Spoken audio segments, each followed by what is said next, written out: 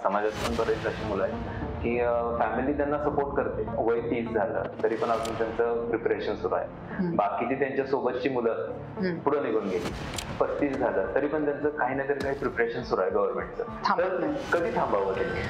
नाही, खूप छान संदेश दिला. कारण की बऱ्याच लोकांच्या घरात हा प्रॉब्लेम असतो की स्टार्टिंग पासून मला सपोर्ट मिळाला पाहिजे, सगळ्या गोष्टी मिळायला पाहिजे, मग त्यावेळेला मी सगळ्या गोष्टी करणार. मग ते मेहनत बघूनच पुढचा माणूस ठरवतोय की त्याला सपोर्ट कसा करायचा, काय करायचं. स्टडी बद्दल थोडंसं विचार असं वाटते. कारण की तुम्ही 12वी नंतर तुमचं लग्न झालं, मग एका वर्षातच तुम्ही आई झाला. मग स्टडी तुम्ही कधी स्टार्ट केला? ह्या एमपीएससी यूपीएससी ते पण मुलं पुण्याला जातात, तर इथं राहून स्टडी होऊ शकत नाही का? इथं राहून होऊ शकतो. तुमचा ऍटिट्यूड आणि मानसिकता कशी आहे त्याच्यावर डिपेंड आहे. तुम्ही एक आई म्हणून किंवा एक अधिकारी म्हणून, जे असे पॅरेंट्स आहेत ज्यांचे मुलं दिव्यांग वगैरे आहेत, तर त्यांच्यासाठी तुम्ही काय संदेश द्याल किंवा काय त्यांना सांगा? आता मॅम, आता आपण बघतोय महिलांना भरपूर घरातले फंक्शन्स वगैरे असतात, घरातली रिस्पॉन्सिबिलिटी असते. तर तुम्ही हे स्टडी करत करत आणि एक मुलगी तुम्हाला होती, मुलगीला सांभाळत, सगळ्या घराच्या जबाबदाऱ्या सांभाळत, तुम्ही कसं काय या सगळ्या गोष्टी स्टडी मॅनेज केलं? पहिली गोष्ट यात माझ्या नवऱ्याचं कौतुक करावं लागेल. नक्कीच. कारण सगळ्यात जास्त कॉम्प्रोमाइज त्यांनाच करावं लागेल. आता तुम्ही एक महिला अधिकारी म्हणून जेव्हा प्रशासनाबरोबर वावरता, सगळ्या गोष्टी काम करतात, सगळ्यांच्या सोबत ऍज अ कलिग म्हणून काम करतात, त्यावेळेला तुम्हाला काही प्रॉब्लेम फेस करावे लागतात का? किंवा कोणत्या पद्धतीने तुम्हाला ट्रीट केलं जातं तिथं? प्रॉब्लेम म्हणणार नाही मी, चॅलेंजेस म्हणेन यांना. प्रॉब्लेम हा निगेटिव्ह शब्द आहे. प्रॉब्लेम असं काही नसतं, चॅलेंजेस असतात सगळे. नमस्कार, अनफिल्टर्ड महाराष्ट्रमध्ये तुमचं मनापासून पुन्हा एकदा स्वागत. आज आपल्यासोबत असे एक व्यक्तिमत्व आहे जे कर्तव्यदक्ष, प्रेरणादायी व संवेदनशील महिला अधिकारी PSI रेश्मा खोतनार. मॅम नमस्ते आणि स्वागत आहे तुमचं आपल्या पॉडकास्टमध्ये. आभारी आहे. मॅम, सगळ्यांना सांगलीमध्ये तुम्ही येऊन थोडेच दिवस आता झालेले आहेत, तर थोडंसं एक छोटंसं इंट्रोडक्शन तुमचं द्याल का, की तुम्ही कसं ह्या फील्डमध्ये आला? माझं नाव रेश्मा खोत. मी सध्या सांगली शहर पोलीस ठाणे येथे PSI म्हणून काम करते. माझं तसा जन्म खूप खेडेगावातला आहे. म्हणजे माझ्या गावात अजून पण पहिली, दुसरी आणि तिसरी, चौथी एक दोनच वर्गामध्ये चालते अजून शाळा. मानगाववाडी म्हणून एक माझं गाव आहे छोटं, हातकंडे तालुक्यामधले. आणि तिथं मला एक 11वी मध्ये असं वाटत होतं की थोडं या फील्ड बद्दल अट्रॅक्शन पण होतं, थोडं एरोनॉटिकल इंजिनिअरिंग करावं असं मला वाटत होतं, पण ते काही कारणांमुळे झालं नाही. मग नंतर प्रत्येक टप्प्यावर असं वाटत गेलं की ते जे अट्रॅक्शन आहे ते राहिलं तसंच. आणि छान वाटतंय मला हे फील्ड. सांगली कसं वाटते स्पेशली? मी इचलकरंजी आणि आसपासच्या परिसरात असल्यामुळे सांगली घरच्या सारखंच वाटतंय मला. असं वेगळं काय वाटत नाही की मी माझा जिल्हा कोल्हापूर किंवा इचलकरंजी सोडून इथं आले असं मला वाटत नाही. म्हणजे आपली माणसं वाटतात. बरोबर. आणि आता मी तुमच्या लहानपणापासून मला ऍक्च्युली जाणून घ्यायचं आहे की तुमचं लहानपण कसं गेलं, किंवा आता मी तुमचा स्ट्रगल पण ऐकलाय, प्रेक्षकांना पण आपण सगळ्या गोष्टींबद्दल सांगूच, पण तुमचं लहानपणापासून आपण सुरू करू की लहानपण कसं गेलं आणि तुमची पॅरेंटिंग कशी झाली?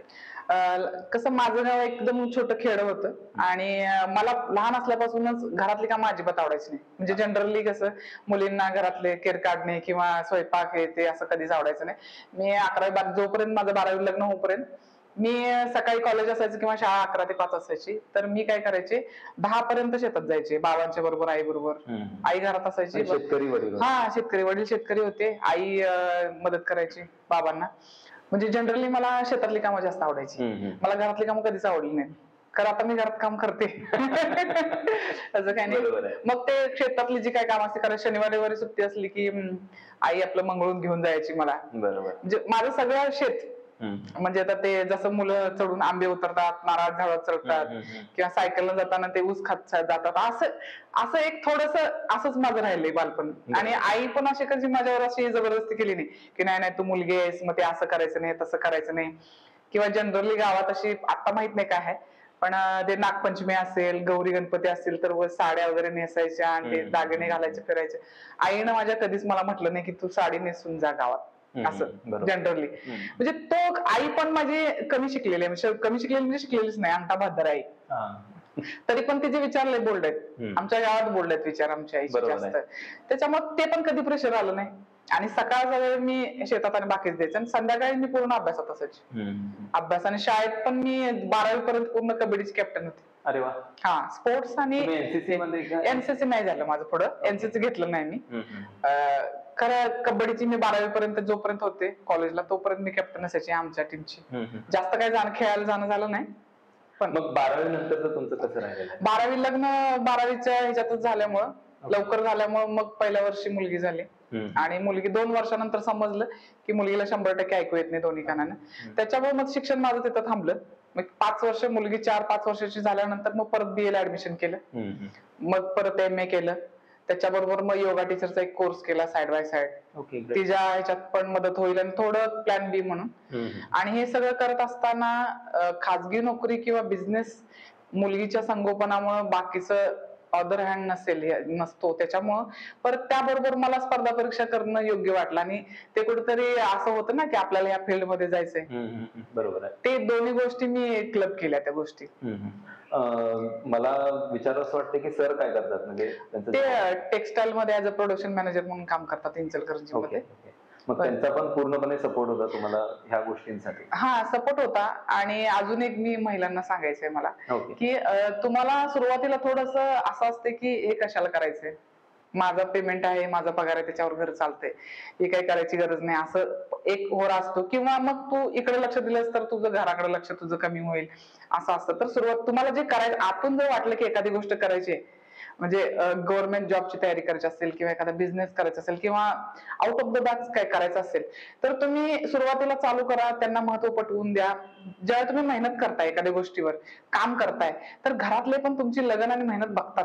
नाही नाही, खरोखर करते, घरातले पण जबाबदारी आहे, मग तुम्हाला सपोर्ट मिळायला चालू होतो. पण तुम्ही सुरुवात करतानाच मला सगळंच त्यानं बघितलं पाहिजे असं करू नका. नाही, खूप छान संदेश दिला. कारण की बऱ्याच लोकांच्या घरात हा प्रॉब्लेम असतोय की स्टार्टिंग पासून मला सपोर्ट मिळाला पाहिजे, सगळ्या गोष्टी मिळाल्या पाहिजे, मग त्यावेळेला मी सगळ्या गोष्टी करणार, असं महिलांचं म्हणणं असतं किंवा मुलांचं पण म्हणणं असतं. मग ते मेहनत बघूनच पुढचा माणूस ठरवतोय की त्याला सपोर्ट कसा करायचा, काय करायचं. आणि अजून एक ह्यात मला सांगायचं, जर तुम्ही प्रयत्न करताय एखाद्या गोष्टीसाठी तर युनिव्हर्स आपल्याला मदत करतं. बरोबर. याचं मी जिवंत उदाहरण आहे. मला अजून बी वाटत नाही की विदाउट क्लास, विदाउट लायब्ररी आणि विदाउट अजून कोण सोपत नाही आहे, याच्याबरोबर मी माझ्या मुलीचं आणि माझं करू शकते. बरोबर. हे नेचर युनिव्हर्सच आहे तो. आता मला तुमच्या स्टडी बद्दल थोडंसं विचारावंसं वाटतंय, कारण की तुम्ही 12वी नंतर तुमचं लग्न झालं, मग 1 वर्षातच तुम्ही आई झाला. मग स्टडी तुम्ही कधी स्टार्ट केला ह्या MPSC UPSC ची? माझं 2015च्या आसपास MA झालं. त्याच्यानंतर मग स्पर्धा परीक्षेचा एक फाउंडेशन कोर्स केला मी 2017. त्यावेळेपासून मी प्रोसेस मध्ये राहिले, म्हणजे काय असतं काय नाही, पहिला समजून घेतली की एक्झाम काय आहे, यातलं आपल्याला काय करू शकतो आपण, कुठला अभ्यास आपल्या टप्प्यात आहे, म्हणजे घर आणि बाकीच्या गोष्टी सांभाळून मला वेळ किती मिळेल ह्याचा. त्याच्यानंतर चालू केलं. माझा हा 4था अटेम्प्ट होता, कारण माझी पूर्व परीक्षाच माझी क्लिअर व्हायची नाही, त्याच्यामुळे पुढचं काय जायचंच नाही. आणि मी कधीही दिवसाचे 12 तास असं कधीच म्हणत नाही अजून पण. म्हणजे 12 तास सकाळ संध्याकाळी झोपायचं असतं, रात्री परत 12 तासाची रात्र आणि 12 तास असं नसतो. माझ्यासाठी 24 तास असतं. बरोबर. 24 तासाचा दिवस असतो. मी अभ्यास करताना पण 24 तासाचं कॅल्क्युलेशन होतं माझं, 8 तासाचं 12 तासाचं नव्हतं. म्हणजे माझं कसं असायचं, सकाळच्या बाकीच्या सगळ्या गोष्टी आवरून मध्ये मध्ये जो वेळ मिळतो त्या वेळेत अभ्यास करायचं. तुम्हाला खूपच झोपेची गरज आहे, आता झोप पुढचं काय दिसतच नाही, वाचताना काय कळतच नाही, त्यावेळेला 2 तास रेस्ट घ्यायची रात्रीची, 2-3 तास. शरीरानं साथ सोडली त्यावेळेला मग फक्त रेस्ट घ्यायची. हा, म्हणजे आता ज्या वेळेला मी मेन्सचा अभ्यास करत होते त्यावेळेला तर असं व्हायचं, मी रात्री 11, 12, 1, 2 वाजायचे आणि सकाळी मग 6, 6:30 जाग यायची. माझं डोकं इतकं जड व्हायचं की मला माझं डोकं माझ्या हातानं उचलून बघायला लागायचं, एवढं मला ते हँगिंग व्हायचं त्याचं. मग फ्रेश झालं की मी अभ्यास तास 1.5 तास झाल्यानंतर मला कळायचं की मी फ्रेश झालोय पण मी पाणी नाही पिलेलं. ही माझी मेन्सला मी अशी तयारी करत होते. म्हणजे होऊन जात डिहायड्रेशन. आणि ते कसं योगा केलेलं असल्यानं त्याच्यामुळे ब्रिदिंग एक्सरसाइज, बाकीचे उपकार, हे पण माझं साइड बाय साइड सगळं चालू होतं मधल्या गॅप मध्ये. तुमचा आणखीन स्टडी कसा चालू होता? तुम्ही बोलला आम्हाला की फाउंडेशन बॅच तुम्ही लावली होती, त्यानंतर कुठला क्लास तुम्ही लावला? क्लास लावला नाही मी, कारण क्लास लावला की मला ते 2-3-4 तास क्लास मध्ये गेले की माझ्या रोजच्या शेड्यूल मध्ये मला अभ्यासाला जमायचं नाही. मग ते जे फ्री व्हिडिओ वगैरे असतात, आता समजा खूपच कंटाळा आलाय, मी अभ्यासाची मेथड कशी केली होती, ज्यावेळेला तुम्ही फुल फुल फ्रेश असता त्यावेळेला तुम्ही व्यवस्थित वाचू शकता, नोट्स तयार करू शकता. जेव्हा तुमचा फुल फ्रेशनेस नसतो त्यावेळेला एखादा व्हिडिओ बघायचा त्या रिलेटेड. एकच गोष्ट समजा कन्सेप्ट समजत नाही आपल्याला काय, तर त्याच्यावरचे 2-3 व्हिडिओ बघितले की तुम्हाला कुठल्या ना कुठल्या व्हिडिओत कन्सेप्ट समजून जाते. बरोबर आहे. आणि तुम्ही हॉबीज म्हणून काय तुम्ही करत होता का? हॉबीज म्हणजे खूप बारीक पाऊस पडत असेल तर कॉफी घेऊन टेरेसवर जाणे. ओके. छान हवे. हा, म्हणजे हे जनरल. किंवा एखादा ट्रॅक, एखादं गाणं आपल्याला आवडत असते, ट्रॅक लावणे आणि मुलगी सोबत एखादा डान्स करणे. आज सकाळीच केला आम्ही. तिला काय जास्त रिदम समजत नाही, म्हणजे शब्द समजत नाही पण रिदम कळतो, ठोका जे असते ना. 5-7 मिनिटं आम्ही केलं, झालं आमचं. ती तिच्या कामाला, मी माझ्या कामाला. हेच आहे. आणि ज्या वेळेला तुम्ही स्टडी करत होता, आता मुलांना काय प्रॉब्लेम येतोय की त्यांनी स्टडी करतात त्यावेळेला ग्रुप स्टडी म्हणा करत बसतात, किंवा पुण्याला जास्त लोक जातात. आता आपल्या भागातली मुलं इथं सांगली, कोल्हापूर वगैरे, ते पण मुलं पुण्याला जातात. तर इथं राहून स्टडी होऊ शकत नाही का? इतर राहून होऊ शकतो. तुमचा ऍटिट्यूड आणि मानसिकता कशी आहे त्याच्यावर डिपेंड आहे. म्हणजे तुम्ही आता रयत फाउंडेशनचा चांगला चांगतो क्लास, जे त्यांना माहिती आहे, मला बघितले मी त्यांचं. असे बरेच काही आहेत क्लासेस की जे तुम्हाला ऑनलाईन तुम्ही इथं जॉईन केला, एका मुलाने क्लास जॉईन केला, 2 जण बसून 3 जण बसून सुद्धा ऐकू शकताय. समजा त्यांची फी 10,000 असेल, 10-15,000, 4 जणांनी एक सबस्क्राईब करून जर बघितलं, जर अडचण असेल एखाद्याला, तरी पण होऊ शकतं ना तुमचं. बरोबर आहे. पैशाचं तर डिव्हायडेशन होते. आणि सगळ्यात महत्वाचं, तुम्ही अभ्यास कुठं करताय याच्यापेक्षा कसा करताय हे जास्त महत्वाचं आहे. तुम्हाला वातावरण मिळेल. आता कसं होतं, मला वातावरण नव्हतं, ज्याला मिळालं वातावरण त्यानं घ्यावं. बरोबर आहे. त्या वातावरणाचा उपयोग करून घ्यावा. तुम्हाला कन्सिस्टंट आणि व्यवस्थित मेंटेन राहण्यासाठी अभ्यास किंवा बाकीच्या गोष्टी, टेम्पो मेंटेन राहण्यासाठी महत्वाचं ते पडतं. पण तुमची पहिला फायनान्शियल कंडिशन बघा, घरातली कशी आहे. घरातले तेवढे प्रोव्हाइड करू शकतात का तुम्हाला? बरोबर. पहिली गोष्ट. दुसरी गोष्ट, प्रोव्हाइड करू शकत असले तरी पण तुम्हाला बाकीच्या गोष्टी मॅनेज होणार आहेत का बाहेर राहिल्यानंतर? तुमचा टेम्पो राहणार आहे का तो? का तुम्ही तिथं जाऊन परत वायफाय गोष्टी करणार आहात ग्रुपमध्ये?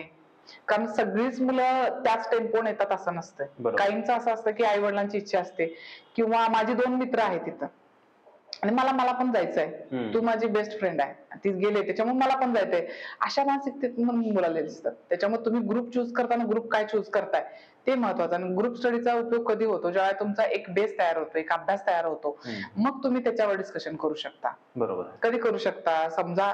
आणि ग्रुपचा अजून फायदा असा होऊ शकतो, तुमचे सिरियस असतील 3-4 जण, तर तुम्ही तुमचा सिलेबस पुढे कव्हर होण्यासाठी मदत होते त्याची. पण असा पर्सनली तुम्ही जर स्वतःवर फोकस करून जर केला तर काहीच अडचण येत नाही या गोष्टीला. ऍटिट्यूड कसा आहे तुमचा, आणि सगळ्यात महत्वाचं, तुम्ही घरी राहिलात तर खाणं पिणं मेंटेन होईल. फक्त गाणं पण लागतात घरात राहिले की मुलांना. बरोबर आहे. त्यामुळे कदाचित बरेच जण बाहेर मी जातो शिकायला म्हणत असतील. हा, याच्यात 2 गोष्टी आहेत ना. एक तर तुम्ही समजा 5-6 दिवस सलग करताय, एखादा दिवस काम आलं तर काम करायचं एखादा दिवस, तेवढं तुम्ही पण फ्रेश होताय ना, जाणीवपूर्वक तुम्ही फ्रेश होताय, घरातल्यांच्या सोबत राहताय. सगळ्यात जास्त घरातली माणसं सोबत असण्याचं महत्व काय असते ते माहिती आहे आपल्याला बाहेर राहण्यापेक्षा. मग आता मुलं स्टडीला वगैरे लागली, सगळ्या गोष्टी झाल्या, पण त्यांचा डाएट कसा असावा किंवा त्यांचं डेली रुटीन कसं असावं? डेली रुटीन आता कसं आहे, काही जणांना रात्री जागून अभ्यास करायची सवय असते, काही जणांना दिवसभर करायची असते. आता मी माझ्या सिच्युएशन मध्ये काय केलं होतं की मिस्टरांना 1:30, 2, 3, 4 वाजायचे यायला रात्री. माझं जसं पर्सनल माझं बघितलं तर माझं शेड्यूल असं आहे की मी दिवसा अभ्यास करायचं, रात्री म्हणजे रात्री झोपायचं लवकर, सकाळी लवकर उठायचं. पण त्या शेड्यूल मध्ये माझं टायमिंग बसत नव्हतं. त्याच्यामुळे मी काय केलं, माझा क्लॉक चेंज केला. रात्री 3, 3:30, 4 पर्यंत अभ्यास करणे हा माझा क्लॉक केला मी. तसं तुम्ही तुमच्या सिच्युएशन नुसार क्लॉक ठरवा आणि त्या पद्धतीने हे करा. झोप तुमची 5 ते 6 तास झोप झाली पाहिजे. 6 तास झोपेमध्ये होते. याच्यात काय करू शकतो आपण, सोप्या गोष्टी घेऊ शकतो, जशा ते फुटाणे वगैरे असतात ते तुम्ही ठेवले. फळं काय तुम्ही ऍपलच कन्सिडर करावा असं काही नाही, केळी एखादे तुम्ही ठेवू शकता त्याच्यामध्ये. आणि सूप जे असतात ना, फक्त भाज्या उकडणे, त्याचे हे करणे, थोडस त्याला मसाला थोडी तडका देऊन रात्री. चायनीज सूप नाही, नॉर्मल तुम्ही मुगाच्या डाळीचं करू शकता, किंवा सगळ्या भाज्या एकत्र करून फक्त शिजवून त्याचं करू शकता रात्री. म्हणजे लाईट तुम्ही जेवण ठेवलं तर काय होतं बॉडीत जो इनर्शिया म्हणजे बॉडीत थकते किंवा नाही झोप जी असते ना बॉडीमध्ये ती कमी होते. हलका जर तुमचा आहार हलका असेल ह्याच्यासाठी जास्त पैसे खर्च करायची गरज नाही. चिरमुरे फुटाण्याला काय जास्त खर्च होत नाही स्नॅक्स साठी विचार करा. आणि थोडंसं तेलकट आणि स्पायसी कमी ठेवायचं. ठीक आहे, एकदा वाटलं कुठेतरी चाललो जेवायला किंवा घरी केले बाबा चांगलं तर ताणून द्या त्या दिवशी, पण लक्षात ठेवा. आणि त्याच्यात जास्त करून सॅलड थोडस ठेवा जेवणामध्ये. सॅलड एखाद्याला पचत नसेल तर ते एक उकळी काढून घ्यायची. किंवा स्प्राउट्स असतात, स्प्राउट्सला काही जास्त लागत नाही. मूग तुम्ही अख्खे मूग आणले, रात्री भिजवले तर त्याचं होतंय. तुम्हाला खर्च कुठे आहे त्याच्यामध्ये? जास्त खर्च काय नाही त्याच्यामध्ये, काहीच नाही. त्यामध्ये ड्रायफ्रुट्स वगैरे खाल्लंच पाहिजे असं काय आहे? असं काय नाही. बदाम तुम्ही कन्सिडर करू शकताय. बदाम नसतील तर शेंगदाणे भिजवायचे, 7-8 शेंगदाणे भिजवायचे, ते काय घ्यायचे. बरोबर आहे. फक्त आपलं इंटेन्शन मॅटर करतं, आपल्याला करायचं काय आणि तुमच्याकडे किती बजेट आहे, त्या बजेटमध्ये काय अफोर्डेबल आहे आपल्याला ते बसवायचं त्यात. हे माझ्याकडे हे लागतंय आणि हे नाही म्हणून बसायचं नाही. बरोबर, ऍडजस्ट करायचं. बरोबर पूर्ण. आणि आता मी बघतोय माझे मित्र पण किंवा समाजात पण बरेच अशी मुलं आहेत की फॅमिली त्यांना सपोर्ट करते. म्हणजे आता वय 30 झालं तरी पण अजून त्यांचं प्रिपरेशन सुरू आहे. बाकीची त्यांच्या सोबतची मुलं पुढे निघून गेली. 35 झालं तरी पण त्यांचं काही ना काही प्रिपरेशन सुरू आहे गव्हर्नमेंटचं. 38 झालं, असं प्रिपरेशन सुरूच आहे. थांबत नाही. कधी थांबावं त्यांनी? 2-3-4 अटेम्प्ट दिल्यावर आपल्याला लक्षात येते की बाबा आपल्याला काय चुकलंय. त्या पद्धतीनं जर वाटत असेल त्यांना की अजून कॅरी करायचं आहे तर साईड बाय साईड काहीतरी काम करा तुम्ही. बरोबर. फॅमिलीवर बोजा ठेवण्यापेक्षा किंवा स्वतःवर हे ठेवण्यापेक्षा. माझे पण काही असे आहेत की सर्कल आहे की ज्यांना बरेच टाइम त्यात आहेत पण त्यातनं ते होत नाहीये. याचं कारण हेच आहे की थांबायचं कुठे हे समजत नाही मुलांना. बरं आता एखाद्याला करायचं जरी असेल तर दुसरं साईड बाय काहीतरी करा तुम्ही. मुलांचा प्रॉब्लेम काय होतोय, मी युपीएससी करत होतो, मी एमपीएससी करतो, मग हे छोटं काम मी कसं करू. बरोबर. आता मला सांगा, मुलींना एक अडचणी येतील. तुम्ही नाईट शिफ्टला वॉचमनचं काम करू शकत नाही का? करू शकतो. म्हणजे एक उदाहरण सांगितलं, अशी बरीच कामं असतील. मला कुठलंच काम कमी किंवा जास्त असं म्हणायचं नाही. पण तुम्हाला जे जमते ते करा ना तुम्ही. किंवा एखाद्या लायब्ररी म्हणून काम करा किंवा एखाद्या शॉपमध्ये, किंवा 8 तास ड्युट्या पण असतात बऱ्याच ठिकाणी. मुलांचा प्रॉब्लेम काय होतो, अरे मी ह्या पोस्टची तयारी करावली, अरे मी क्लास 1 ची करावली, मी क्लास 2 ची करायला, आणि मी हे काम कसं करू. तुम्ही क्लास 1 क्लास 2 झालेला नाही आहे हे लोकांच्या लक्षात येत नाही. झालं तरी पण केलं पाहिजे. मी घरी माझ्यासाठी काय हे ठेवलेलं नाहीये, स्वयंपाकाला ठेवलेलं नाही, मी सगळं करून येते. कारण मला माझ्या मुलीचं डाएट मला जसं पाहिजे त्या पद्धतीनेच मेंटेन करायचंय. समोरच्या एखाद्या व्यक्तीला तुम्ही सगळं शिकवून करून घेणं त्याच्यापेक्षा ठीक आहे, काही काही ठिकाणी आपल्याला हेल्प लागते, हाऊस हेल्प तुम्ही घ्या, करा, ठीक आहे. पण जिथे जिथं गरजेचं आहे तिथं तुम्ही स्वतः केलंच पाहिजे. बरोबर. आता माझ्या मुलीसाठी मला ड्रायफ्रुट्सचे लाडू करायचे, मला 14-15 इन्ग्रेडियंट्स टाकायचे. बरोबर. ते मीच करणं अपेक्षित आहे. मी कुठल्या पोस्टवर हे मॅटर नाही ना. बरोबर आहे. आणि आता तुम्ही मुलीचा विषय काढलाय तर तुम्ही सांगितलं की जन्मता दोन्ही कानाने ऐकू येत नव्हतं. तर ते तिचं संगोपन कसं झालं, आणि तुम्ही हे पण सांगितलंय की नॅशनल जुदो चॅम्पियन आहे तुमची मुलगी. तर तिचं तुम्ही संगोपन किंवा ह्या लेवल पर्यंत तुम्ही कसं घेऊन गेला, त्यासाठी काय स्ट्रगल करायला लागलं, किंवा फॅमिलीकडून काय सपोर्ट होता तुम्हाला, किंवा काय प्रॉब्लेम्स आले? कसं असतं, सुरुवातीला कुठलंही स्पेशल मुलं असेल, दिव्यांग कुठल्याही प्रकारचं असेल तर ऍक्सेप्टन्स सुरुवातीला फॅमिली ती कोलॅप्स होते. बरोबर. त्यांना ते ऍक्सेप्टन्स होत नाही की असं मूल बाबा आपल्या फॅमिलीत आहे. आणि मला ज्यावेळेला समजलं त्यावेळेला मला तर मी जवळजवळ ती 8 वर्षाची होऊपर्यंत मी काय मेंटली स्टेबल नव्हते. धक्का बसलाय. धक्का म्हणजे कसं, आपलं मुलं आपल्याला आई म्हणून बोलवणार नाही. बरोबर. केवढी मोठी गोष्ट आहे ही. मग ते ऍक्सेप्ट करणं मुश्किल जाते. त्याच्याबरोबर फॅमिलीत एक नाही का थोडस विचित्र सॅडनेस पसरतो, असा सगळा उदासीन वातावरण, आता काहीच होऊ शकत नाही या मुलाचं. मग काय होतं, याच्यामुळं त्याच्यासाठी जे प्रयत्न करायचे असतात, आता बरीच मुलं, कसं माझं बॅकग्राऊंड खेड्याचं असल्यामुळं बहुतेक तो ऍक्सेस मला मिळालेला नाही. पण बरेच जी मोठी शहर आहेत त्याच्यामध्ये या जे माझी मुलगी कर्णबधिर आहे या ह्याच्यात बरेच काम होतंय. म्हणजे 6-7 महिन्याचं मूल झाल्यापासून त्याला कानाला मशीन लावली जाते आणि मुलं ते नॉर्मल शिकतात आणि नॉर्मल बोलतात. त्यांची लाईफच नॉर्मल होऊन जाते. पण तो अवेअरनेस आणि ऍक्सेस नसतो. बरोबर. मुलांच्या मध्ये आता माझ्या ह्याच्यात कसं झालं की सुरुवातीला थोडा ऍक्सेप्ट करायला प्रॉब्लेम गेला, मग नंतर मग तिला एक मराठी शाळेमध्ये घातलं होतं मी. तिथले एक सुरेकर मॅडम म्हणून आहेत, परिट आडनाव आहे त्यांचं. त्या आता कोरुचीच्या शाळेत आहेत. त्यांचा मुलगा पण सेम तसाच होता आणि जस्ट ते डिलिव्हरीचं सुट्टी होऊन रजेवर आलेले जॉईन झाल्या होत्या आणि बरोबर त्याच वेळेला मी तिचं ऍडमिशन केलं. मग त्यांचा मुलगा तसा असल्यामुळे परत एक सॉफ्ट कॉर्नर मिळाला. मग 3री पर्यंत ती गेली, पण त्याच्यानंतर ते होत नव्हतं. नॉर्मल शाळेत आणि कर्णबधिर मुलांच्या मध्ये बराच तो डिफरन्स असतो. बरोबर. मग परत त्यांनी सांगितलं की जर स्पोर्ट्स मध्ये चांगले तर स्पोर्ट्स मध्ये तुम्ही ट्राय करा. मग तिथून आम्ही कोल्हापूरला, मग मिस्टरना सांगितलं की 2 वर्ष फक्त द्या. मला माहित होतं 2 वर्षात काय होणार नाही. बरोबर, पण सांगणं गरजेचं होतं. एक आशा दाखवणं गरजेचं होतं त्यावेळेला. मग 2 वर्षासाठी शिफ्ट झालो आम्ही. मग तिथं विमोलो या शाळा होती, तिथं शाळेत कर्णबधिर शाळेत घातलं. मग साइड बाय साइड तिला जुडो शिकवलं याच्यासाठी की मुलगी आहे पण कर्णबधिर आहे, म्हणून जुडोत घालणं फिक्स होतं माझं.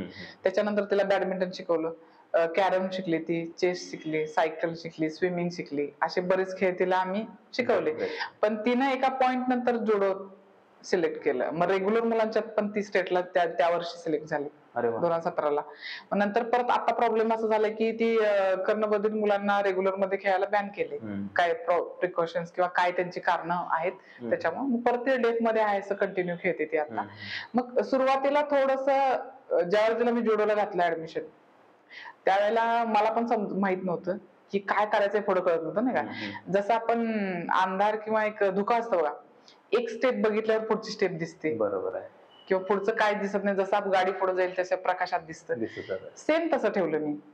पुढचं मला माहित नाही 2 वर्षानं काय होणार आहे किंवा वर्षानं काय करायचं ते फक्त माहिती. कम्प्लीट अंधार. जेव्हा मी कोल्हापूरला शिफ्ट झाली होती ना, कम्प्लीट अंधार, मला काहीच माहित नव्हतं. मी मिस्टरांना कॉन्फिडन्स देत होते की आपण काहीतरी कोरियाने होईल, पण ऍक्च्युली मला पण काही माहित नव्हतं की काय होणार आहे नाही का. भीती म्हणा किंवा काय विचित्रच होतं ते. फक्त मला एवढं माहित होतं की जसं ती 6 वर्षाची झाली ना, 6-7 वर्षाची, तसं जे असते ना, म्हणजे आपण एक उदासीन आणि एका स्टक फेज मध्ये असतो आणि त्यावेळेला आपल्याला नंतर वाटतं की नाही इथून आता काहीतरी केलं पाहिजे, ठीक आहे बस झालं आपलं, बस झालं लाड स्वतःच की ठीक आहे माझ्याबद्दल असं काय झालं. पण त्या मुलाचं मूल काय पण आहे ते तुमच्या पदरात आलेलं आहे.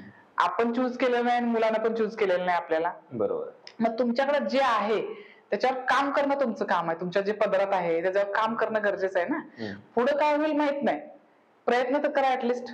असं काय झालं म्हणून तुम्ही रडत एका पॉइंटला बसला, वेळ तो गेला, वर्ष 2 वर्ष 4 वर्ष गेली, ठीक आहे. तुम्ही उत्तर काय देणार बाकीच्यांना, माझ्यावर असं झालंय म्हणून मी फेल झालोय किंवा असं झालंय म्हणून.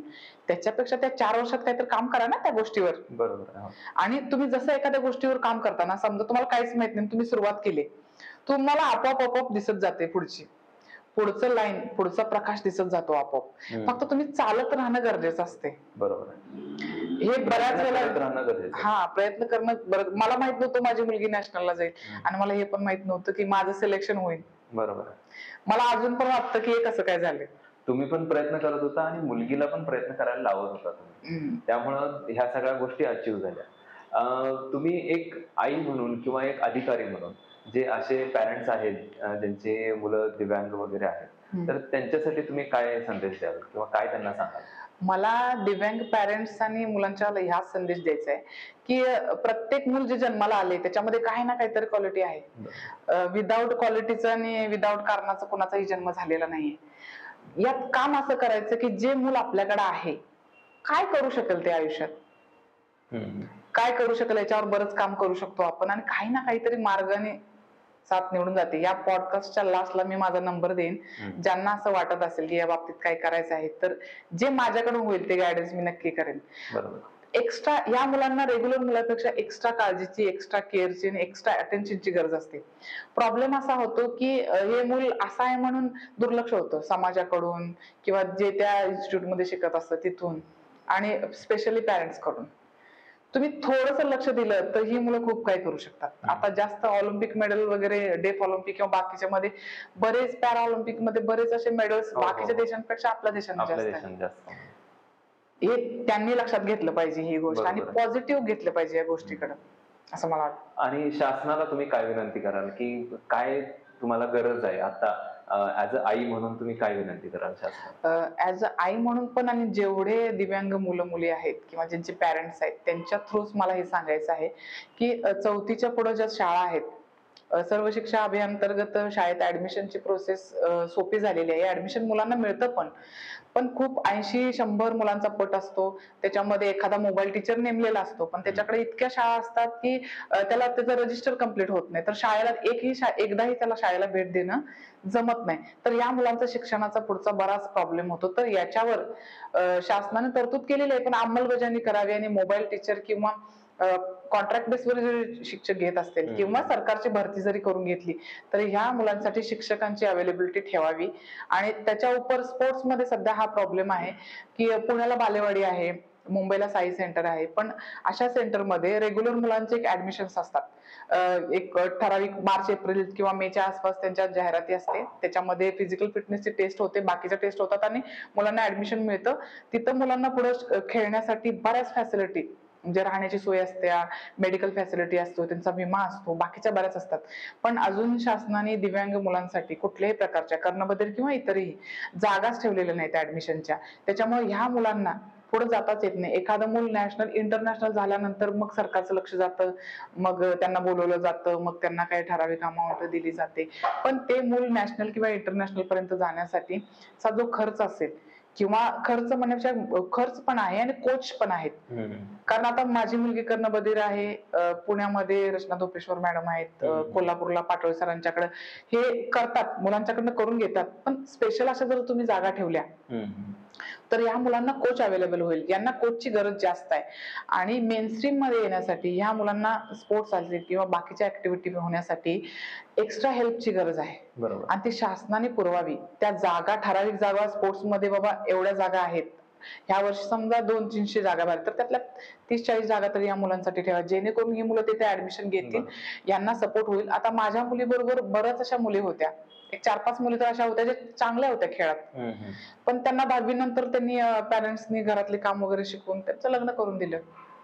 पर्सनॅलिटीला माझ्या मुलीपेक्षा पण उजव्या होत्या त्या मुली, पण त्या तिथंच राहिल्या ना. आता काहीतरी करू शकत होत्या देशासाठी आणि स्वतःसाठी करू शकत होत्या ना. मग हा जो मॉब आहे अजून मेडलची टॅली वाढेल आणि देशाच्या इकॉनॉमीमध्ये ही पण मदत करतील. बरोबर, हे युजलेस नाही आहेत ना. बरोबर. याच्यासाठी हे स्टेप एक उचलणं गरजेचं आहे. याच्यासाठी प्रयत्न पण चालू आहेत पालकांचे. पण काय होते की संबंधित मंत्र्यांचे किंवा सचिवांचे किंवा बाकीच्या लोकांची भेट डायरेक्ट होत नाहीत. आता ज्यावेळेला मला पण एखाद्या वेळेला बंदोबस्त लागतो तेव्हा मी प्रयत्न करत असते, पण त्यांच्याकडे एवढं Z+ आणि बाकीच्या सिक्युरिटी एवढ्या असतात ना की तिथून जाताच येत नाही. तुम्ही एक अधिकारी आहे तरी पण तुम्ही असं म्हणताय, मग सर्वसामान्य माणसाने काय केलं पाहिजे? नाही, निवेदन तर भरपूर दिलेत. पोत्याने निवेदन असे 2-2 टिक्की पोती भरलेले असतात. नाही, यानंतर शासन थोडंफार दक्षता घेईल किंवा हे ऐकल्यानंतर तुमचं थोडंफार तरी काहीतरी फरक पडेल अशी अपेक्षा आहे. नाही, आम्ही प्रयत्न करतच आहोत. पालकांची एक टीम आहे, आम्ही प्रयत्न करत आहोत त्या लेवलवर. कारण ज्यांची परिस्थिती चांगली आहे, ज्या मुलांच्या आई वडिलांची, ती मुलं खेळतायत, इंटरनॅशनल करतायत, डेक मध्ये करतायत, बाकीचे करतायत. पण जो मूल आता ग्राउंड लेवलला ते चांगला आहे, तुम्ही हे बालेवाडी किंवा बाकीच्या जर ठिकाणी त्यांना जर जागा दिली तर ते मूल पुढे जाईल ना. बरोबर आहे. खरी गरज त्यांना आहे ना. जे कोट्याधीश आहेत, लाखोपती आहेत, त्या मुलांना त्यांचे पॅरेंट्स पुरवतायत. तुमच्या मदतीची तशी पण त्यांना जास्त काय गरज नाहीये. पण ऍक्च्युअली जे ग्राउंड लेवलला मुलं आहेत त्यांच्यासाठी काम करणं गरजेचं आहे ना. हे जास्त महत्वाचं आहे असं वाटतं मला. बरेच असे फाउंडेशन पण आहेत की म्हणजे NGOs वगैरे की ह्या मुलांसाठी काम करतात, पण मला वाटतं की त्या लेवल पर्यंत काम करत नाहीत की ज्यांना स्वबळावर उभा करतील. त्या लेवल पर्यंत काम करणं झालं पाहिजे असं मला वाटतं. नाही, मी तुमच्या मताशी सहमत आहे, पण करतात असे बरेच लोक, बरेच NGOs जसे आहेत. माझा हाच प्रयत्न आहे. आता मी सांगलीत आल्यावर तर बऱ्याच ठिकाणी मी शोधाशोध चालू आहे किंवा माहिती घेणं चालू आहे. आता माझी मुलगी जरी त्या टप्प्यातनं क्रॉस झाली असली तर अपकमिंग जी मुलं आहेत, जे आता छोटे आहेत, त्या मुलांसाठी आपण काम करू शकतो. त्याच्यासाठी मी माझ्या लेवलवर चालू आहे माझा प्रयत्न, माझ्या जॉब बरोबर. कुठं काय आहे सांगलीमध्ये, ऍटलिस्ट सांगली कोल्हापूर जरी चालू झालं तर त्याच्याबरोबर बऱ्याच गोष्टी पुढे होत जातील. आता मॅम, आता आपण बघतोय महिलांना भरपूर घरातले फंक्शन्स वगैरे असतात, घरातली रिस्पॉन्सिबिलिटी असते, तर तुम्ही हे स्टडी करत आणि एक मुलगी तुम्हाला होती, मुलगीला सांभाळत, सगळ्या घराच्या जबाबदाऱ्या सांभाळत, तुम्ही कसं काय ह्या सगळ्या गोष्टी स्टडी मॅनेज केलं? पहिली गोष्ट यात माझ्या नवऱ्याचं कौतुक करावं लागेल. नक्कीच. कारण सगळ्यात जास्त कॉम्प्रोमाइज त्यांनाच करावं लागेल. पहिली गोष्ट, तुम्ही जे करताय ना, घरातल्यांना व्यवस्थित समजून सांगा की हे मी अभ्यास असेल किंवा एखादा बिझनेस असेल किंवा जे तुम्ही करताय ना ते सांगा की का महत्वाचं आहे, ते का गरजेचं आहे. आणि सगळ्यात गोष्टी आपल्याकडे 4 गोष्टी असतील तर 4 गोष्टींपैकी वेळ कुठल्या गोष्टीला दिला पाहिजे किंवा जी गोष्ट जास्त महत्वाची आहे, बाबा वेळ देणं गरजेचं आहे, ते जास्त ठरवून ठेवायचं की बाबा हे देणं आहे. तर माझ्या बाबतीत असं व्हायचं की मी माझ्या आईला सांगितलं होतं, जिथे एखाद्या कार्यक्रमात तुमची मुलगी म्हणून राहणं गरजेचंच आहे असे कार्यक्रम फक्त सांगा. आणि दुसऱ्याने जर कोण सांगितले की असा असा कार्यक्रम आहे, माझ्या वतीनं त्यांना माझ्यापर्यंत दिवस द्यायचं नाही की मला सांगायचं नाही इथं कार्यक्रम आहे तिकडे चल म्हणून, म्हणजे मला सांगायचंच नाही कार्यक्रम आहे ते. ऍज हे मिस्टरांना पण तसं सांगितलं होतं मी. आणि सगळ्यात महत्वाचं कसं आहे, मग मी काय करायची, मला आई इकडे असायची मानगावडीला, मी कोल्हापुरात असायची, तर ज्यावेळेला मला वेळ मिळतो त्यावेळेला मी आईची भेट घेऊन जायची. आईला भेटायचं, बरं वाईट विचारणं, येणं जाणं, किंवा एखादी मैत्रीण आहे डिस्टर्ब आहे, जाणं गरजेचं आहे, जायची मी तिथं. पण खास फंक्शनला तयार होऊन जाणं, जे माझ्या बिल्डिंग मध्ये आता माहितीये क्षमा अपार्टमेंटला होते मी, तर तिथं हळदी कुंकवाचे कार्यक्रम नंतर सांगायचे बंद केले कारण मी एकदम लेट जायचे. कारण त्यातलं जे आवरणं, जाणं, येणं, मग तिथल्या चर्चा, पण ते माझ्या अभ्यासाला रिलेट नव्हतं आणि ते माझ्या रोजच्या याला नव्हतं. ते खूप फालतू होतं असं मला म्हणायचं नाहीये. प्रत्येक कार्यक्रमाचा आणि याचा एक वेळ, त्या वेळांमुळे तर महिलांना घरातून बाहेर पडता मिळतं, काही गोष्टी समजतात, चेंज होतो, फ्रेश होतो माणूस. पण तुम्ही जे आता करता आयुष्यात त्याचा आणि त्या फंक्शनचं किती गरजेचं आहे ते अटेंड करणं. आणि तो तेवढाच काळ होता ना, ती माझ्या आयुष्यातली 4-5 वर्ष. आता ड्युटीमुळे पण मला जॉईन करता येत नाही आता, तरी पण जिथं पॉसिबल आहे तिथं मी जातेच की. मग कसं आहे, ती ठराविक काही वर्षातली तुमच्या आयुष्यातली ती ठराविक वर्ष असतात. समजा एखादा बिझनेस सेट करायचा आहे, सुरुवाती 3 वर्ष, 4 वर्ष, 5 वर्ष तुमची जातात ना, तशी तुम्ही वाहून द्या ना त्याला डेडिकेट राहा ना त्याला. त्याला तुम्ही परमनंट वेळ दिला की मग तुम्ही एका पॉइंटवर स्थिर झाला की जी माणसं, आता मी तर कोणाकडेच गेले नाही, पण आता मला आवर्जून माझी हजेरी प्रत्येकाला पाहिजे, प्रत्येकाला पाहिजे. बरोबर, कुठं काय व्हायलंय, कोणाचं लग्न कुणाबरोबर व्हायलंय, काय व्हायलंय, काय मॅटर सगळे कळतंय मला. पण हेच जर मी काहीच नुसता कार्यक्रमच अटेंड केले असते सगळ्यांचे, तर मी पण आता नॉर्मलच असतो ना, कॉमनच होऊन गेला असतो.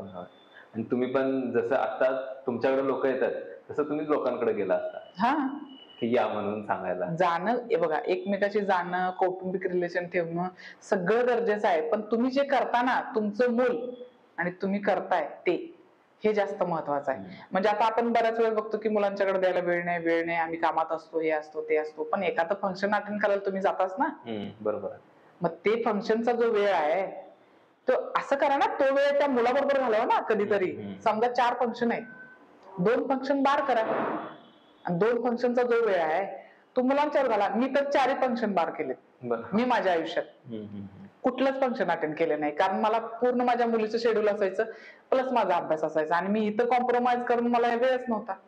तुम्ही ठरवा की आता हे एवढं काहीतरी कार्यक्रम आहे, किंवा मी एकही सण केलेला नाही. आई मला फोन करायची आणि पोळ्या आईकडून यायच्या कारण पुरणपोळी मला आवडते म्हणून, पण मी केलेलं नाहीये. पण नवऱ्याने समजून घेतलं. हा, शिकले मी आता, म्हणजे मला येते तसं पण असं तो जो वेळ आहे ना 4 किंवा 5 तासाचा वेळ आहे, तो मी देऊ शकत नव्हते त्यावेळेला. आणि हे नवऱ्यानं पण ऍडजस्ट करून घेतलं, रादर मी एका पॉइंटवर ऍडजस्ट करायला लावलं. पण ते त्यांना त्याचं हे आहे ना, आता कोणालाच असं वाटत नाही बाबा हे केलं नव्हतं. म्हणजे कुठल्याही गोष्टीसाठी डेडिकेशन द्यायला लागतं. घरातल्यांना पहिला समजावून सांगा, ऐकत नसतील तर तुमचं काम बी चालू ठेवा आणि त्यांची पण कामं करा. एका पॉइंटला तुम्ही खूप मेहनत करायला लागला ना की कळतं त्यांना, बाबा नाही इथं थोडं आपण केलं पाहिजे. पण काहीच न करता तुम्ही अगोदरपासूनच द्या म्हटला तर मग ते होत नाही. बरोबर आहे. आता तुम्ही एक महिला अधिकारी म्हणून जेव्हा प्रशासनाबरोबर वावरता, सगळ्या गोष्टी काम करतात, सगळ्यांच्या सोबत ऍज अ कलिग म्हणून काम करतात, त्यावेळेला तुम्हाला काही प्रॉब्लेम फेस करावे लागतात का, किंवा कोणत्या पद्धतीने तुम्हाला ट्रीट केलं जातं तिथं? प्रॉब्लेम म्हणणार नाही मी, चॅलेंजेस म्हणेन यांना. प्रॉब्लेम हा निगेटिव्ह शब्द आहे आणि प्रॉब्लेम असं काही नसतं, चॅलेंजेस असतात सगळे. पहिली गोष्ट अशी आहे की थोडंसं महिला म्हणून थोडं घरातलं पण सांभाळावं लागतं आणि प्लस ड्युटीला पण न्याय द्यायला लागतो. हा एक चॅलेंज बनेल मी यांना. बरोबर. हा, आणि कलिग म्हणाल तर तुम्ही कामाचे असाल, म्हणजे काम करत असाल, प्रत्येक गोष्टीत समजा आता माझे सिनियर आहेत किंवा माझ्या सोबतचे काम करतात, त्यांच्या कामात समजा एखाद्या गोष्टीत वाटलं तुम्ही तिथं मदत केली, त्यांच्यासोबत राहिला आणि नवीन नवीन गोष्टी शिकण्यासाठी किंवा हे करण्यासाठी त्यांच्याकडनं मदत मागितला तर 100% काम करतात. तेच मी तुम्हाला मगाशी सांगितलं, हा एकच फॉर्म्युला सेम आहे. आजूबाजूची पण जसं आपण काम करतो ना तसे आपले कलिग आपल्याला ट्रीट करत असतात. म्हणजे एखादा कलिग कामाचा आहे, तो ठीक आहे धडपडतोय, त्याला काय समजत नाही पण तो धडपडतोय, कळत नाही, तर आपण विचारलं पाहिजे, तर कलिग पण साथ देतात. म्हणजे एखादा खडूस कलिग जरी असला तरी तो हा मॅडम कामाचे आहेत, बरोबर, कामाशिवाय हे करणार नाही, ठीक आहे, काय विचारलं ना, समजा तो 2 वेळा विचारलं तर एकदा तर सांगेल का नाही. बरोबर. आता जास्त काय नाही, परवाची एक गोष्ट झाली होती, जे छेडछाड पथक झालं होतं त्याच्यावर. म्हणजे आमचा एक कर्मचारी आहे, तो जरासं त्याला हे वाटलं, म्हणजे काय सांगत होता आणि ते थोडं मी माझ्या डिसिजनवर स्टक राहिले. मग त्याला असं वाटलं की मॅडमने असं कसं केलं, मी फोन करून सांगितला होता, असा तो जनरल मॅटर होता असा. मग 2 दिवस तो काहीच बोलला नाही, म्हणजे रोज कसं नमस्ते मॅडम करतो, काय बोलला नाही, ठीक आहे म्हटलं. पण तिसऱ्या दिवशी तो नॉर्मल झाला. म्हणजे कसं आहे, आपण काम करताना कधी कधी समजत नाही आजूबाजूच्या लोकांना, पण त्यांना थोड्या वेळानंतर कळतंय बाबा इथं काही इंटेन्शन हे नाही किंवा हे का केलं असं. तसं कलिग सुद्धा प्रत्येक प्रोफेशन मध्ये आपण असेल ना धडपडणारे, आणि सगळ्यात महत्वाचं आपण रिसिप्टर व्हायचं असं कायम. म्हणजे ठीक आहे, मी आज सूरज सरांना अप्रोच केलाय, हा ठीक आहे, त्यांनी एकदा हे दिला नाही, 2दा दिला नाही, 3दा दिला नाही, 4थ्या 5व्यांदा तो देतोच. बरोबर. तुम्ही लगेच जजमेंट करू नका एखाद्या माणसाबद्दल. होऊ शकते की समोरचा माणूस काहीतरी त्याच्या पर्सनल लाईफच्या अडचणीमध्ये असेल, फायनान्शियल अडचणीमध्ये असेल, बरोबर, त्याचा मूळ काय पण असू शकतो ना. तुम्ही गेले तर तुमची वेळ चुकीची असू शकेल, बरोबर. माणूस कधीच कुठला वाईट नसतो, सिच्युएशन नुसार पण वागत असेल ना तो. माझा अनुभव असा आहे, एखादा खडूसातला खडूस माणूस पण माझ्याशी बोल, मी काढून घेते त्याच्याकडनं, असं काही नाही. आणि ज्या वेळेला त्याला गरज असते तेव्हा आपण पण अवेलेबल व्हायचं. आपण असं म्हणायचं नाही, कारण कलिगचं कसं असतं, बऱ्याच वेळेला काय होतं, महिला अधिकारी म्हणून 10-11ला पण फोन करून तुम्ही जस्ट घरात गेलाय, 9:45ला घरात पाऊल ठेवलाय आणि तुम्हाला 9:15ला कॉल येतो, किंवा 10ला पाऊल ठेवता मला 4 वेळा कॉल आले. म्हणजे दरवाजा उघडून मी पाऊल ठेवलाय, मला कॉल आले, पण मी गेलेली आहे. मग तिथे माझं कामच आहे. ते कसं मॅनेज करताय की घरात? आता मी पण बऱ्याच ठिकाणी बघतोय, पिक्चर मध्ये वगैरे दाखवतात की रात्री अपरात्री फोन येतात, काय केसेस वगैरे झालेल्या. जे मी अभ्यास करताना माझा फॉर्म्युला वापरलाय ना, 24 तासाचा दिवस सेम आहे. आणि आठवड्यातले 7 तास तुम्हाला तसं काम लागत नाही. 2-3 तास हेवी जातात, कधी कधी एखादा आठवडा पण हेवी जाईल, पण पुढचा आठवडा पण हेवी जातोय असं नाहीये ना. बरोबर. ज्या वेळेला कामाची गरज आहे, इमर्जन्सी रोजच येते का? नाही. बरं, अधिकारी पण आहेत, असे काही नाही की मी एकटीच आहे ना, बाकीचे पण असतात ना. बरोबर. काही वेळेला काम लागतं, कंटिन्यू 3 दिवस 4 दिवस झोपत नाही, होते असं, पण ते 5व्या दिवशी तुम्हाला रिलीफ मिळतोय ना. आणि 24 तासाचा दिवस असतो. बरोबर. जे मी माझ्या अभ्यास करताना वापरलं. माझं कसं असायचं, सकाळी जिमला सोडायची मुलगी, परत रेग्युलर नसल्यामुळं जिम बरोबर तिथं उभा राहायचं, ते काम बघायचं, तिथं सांगायचं, ट्रेनरला समजून घ्यायला सांगायचं, त्या स्लॉट मध्ये अभ्यास करायचा. परत घरी आल्यानंतर ते तिला कसं व्हायचं, कंटिन्यू जिम, स्पीच थेरपी, त्याच्यानंतर परत शाळा, परत जुडोचा क्लास सलग असायचं. मग मी काय करायचं, तिचं खाण्याचं जे पदार्थ आहे, ड्रायफ्रुटचे लाडू असतील, अंडी असतील, केळे असतील, ते कायम बॅगेचे असायचं सोबत. ती गाडीवर बसत खायची आणि गाडीवर बसत खाऊन घ्यायची. म्हणजे तिचा खाण्याचा वेळ सुद्धा आम्ही वाचवला. म्हणजे एवढा मी ते जे केलं होतं ना, ते मला आता उपयोगाला पडते. बरोबर आहे. म्हणजे जरी माझी सुरुवात असली तर मला माहितीये. आता आपण न्यूज मध्ये किंवा पेपर मध्ये पण आपण बघतोय की बऱ्याच अशा केसेस चालतात की पोक्सो नावाचं कुठलं तरी लॉ आहे, तर त्याबद्दल तुम्ही काय बोलाल? पोक्सोचा जो 2012ला जी पोक्सोची केलेला आहे कायदा ना, तो केलेला कायदा अशासाठी आहे की ज्या मुली आहेत, कमी वयाच्या मुली आहेत किंवा जी कमी वयाची मुलं आहेत, त्यांच्यावर काय अन्याय अत्याचार होऊ नये किंवा चाइल्ड ट्रॅफिकिंगच्या ज्या केसेस होतात, अशा काही गोष्टी होऊ नये, त्याच्यासाठी एक स्ट्रॉंग कायदा केलेला आहे की जेणेकरून समाजातल्या या गुन्ह्याचं प्रमाण कमी व्हावं, याच्यासाठी केलेला आहे तो कायदा. याच्यामध्ये जे 18 वर्षाच्या खालची मुलं आहेत, मुलगा असू दे किंवा मुलगी असू दे, हा दोघांसाठी पण आहे. त्याच्यावर एखादा अत्याचार होत असेल, म्हणजे एखादी वाईट गोष्ट त्याच्याकडून केली जात असेल किंवा त्याला सेक्शुअल हॅरेस्ट केलं जात असेल, तर त्याच्यावरच अंमलबजावणी करण्यासाठी हा केलेला कायदा आहे. आणि हा सगळ्यात कडक कायदा आहे. याच्यामध्ये 20 वर्षापासून जन्मठेपेपर्यंत शिक्षा आहे. बापरे. मग यामध्ये आता बघतोय की मुली, बऱ्याच अल्पवयीन मुली जे घरातले केस करतात किंवा बऱ्याच गोष्टी होतात की जे आपलं बोलणं झालं त्या पद्धतीनं की फॉलो जरी केलं किंवा एक टक बघितलं तरी पण पोक्सोचा केस बसू शकते. हो, बसू शकते सर. मग त्या केसमध्ये जर समजा मुलगा चुकीचा नसेल, मुलग्यानं काय इंटेन्शन चुकीचं नसेल, तर त्यावेळेला पण त्याला शिक्षा होते. इंटेन्शन चुकीचं नसेल याचा तुम्हाला काय म्हणायचं सांगा? म्हणजे इंटेन्शन चुकीचं नाही म्हणजे काय इंटेन्शन होतं? म्हणजे एक्स वाय झेड काहीतरी झालं असेल, मग त्यामध्ये चुकून त्या गोष्टी काहीतरी झाल्या असतील, तर त्यावेळेला पण असाच शिक्षा होणार का त्याला किंवा त्याच्यावर काय कसं जनरली सर प्रशासन आता बघतंय ते? माझ्याकडे ज्या ज्या पोक्सोच्या केसेस आलेले आहेत ना, त्याच्यात आम्ही असं करतो की ज्या वेळेला मुलीचे येतात घरातले, मुलीला घेऊन येतात असं असं झालेलं आहे किंवा आहे, तर त्यावेळेला पहिल्यांदा त्या मुलीच्या बाबांनी मुलीच्या आई वडिलांना 3-4 वेळा 2 वेळा तरी समजावलेलं असतं. मुलाला प्रत्यक्ष समजावलेलं असतं, मुलाच्या घरातल्यांना समजावलेलं असतं. आणि हे सगळं समजावून झाल्यानंतर काहीच होत नाही, त्यावेळेला तो मुलीचा बाबा पोलीस स्टेशनला येतो. ते आल्यानंतर परत आम्ही मुलाच्या घरातल्यांना बोलवून घेतो, मुलाला बोलवून घेतो, समज देतो त्याला की असं करू नको, हे चुकीचं आहे. त्या मुलीला आवडत नाहीये ते, मुलगीच्या इच्छेविरुद्ध तुम्ही करताय ना हे. हे एवढं समजावून सांगितल्यानंतर सुद्धा मुलं ऐकत नाहीत. मग शेवटी त्या मुलीच्या बाबाकडे पर्याय राहत नाही केस करण्याचा. कधी असं होत नाही की एखादा मुलगा एकदाच बघितला एका मुलीकडे आणि ती लगेच केस करायला आल्या पोलीस स्टेशनला केस होते, असं कधीच होत नाही. ज्यावेळेला ती केस दाखल होते ना, त्यावेळेला बरंच काही रामायण महाभारत मागे झालेलं असतंय. बरोबर आहे. डायरेक्ट कधीच केस दाखल होत नाही किंवा मुलीचा बाबा डायरेक्ट असं कधीच म्हणत नाही. कारण आपला जो समाज आहे अजून पण एवढा फॉरवर्ड नाही झालेला की एखाद्या मुलीचं नाव उचललं गेलेलं आहे कशात. आता आम्ही तर ते नाव कधी घेत नाही पोक्सोच्या केसमध्ये किंवा बलात्कारच्या ज्या काही केसेस असतील तिथं आम्ही विक्टिम जे असते, बळी जी असते मुलगी किंवा एक असते तरी तिचं नाव कधीच ओपन करत नाही. अशा न्यूज आम्ही पेपरला पण देत नाही. पण त्याच्या आजूबाजूच्या लोकांना तर माहित असतं ना, जवळच्या की बाईंनी केस केलेली आहे, असं झालंय तसं झालंय, ही बदनामी होते ना. कुठल्या पोरीचा बाबा असा तयार होईल की बदनामी करायला आपल्या मुलीची स्वतःची? कारण त्या मुलीचं पुढचं लाईफ असतं, तिचं लग्न असतं, तिची मुलं असतात, तिची तिकडची फॅमिली असते. आणि आपल्याला पण माहितीये एखादी गोष्ट झाली की ते खरं खोटं कोणच बघत नाही, लगेच गॉसिपिंग होतं समाजामध्ये, समाज जज करतो त्या मुलीला, त्या मुलाला. मग हे दाखल व्हायच्या तक्रारी कधी होतात ज्यावेळेला बऱ्याच गोष्टी समजावून सांगितलेल्या असतात. म्हणजे माझ्याकडे आता 1-2 केस तर त्यातलं सांगेन. आता रिसेंटच ची केस आहे, त्याच्यामध्ये त्या मुलीच्या बाबाने मुलाला घरी बोलवून व्यवस्थित समजावून चहा पाणी करून सांगितलं. मुलाच्या भावाने मित्रांना घेऊन त्या मुलाला जाऊन सांगितलं. म्हणजे चहाच पाणी ना? हा, चहाचं पाणी. त्याच्यानंतर परत मुलीच्या बाबाने मुलीच्या आई वडिलांच्या घरी जाऊन 2 ते 3 वेळा समजावून सांगितलं.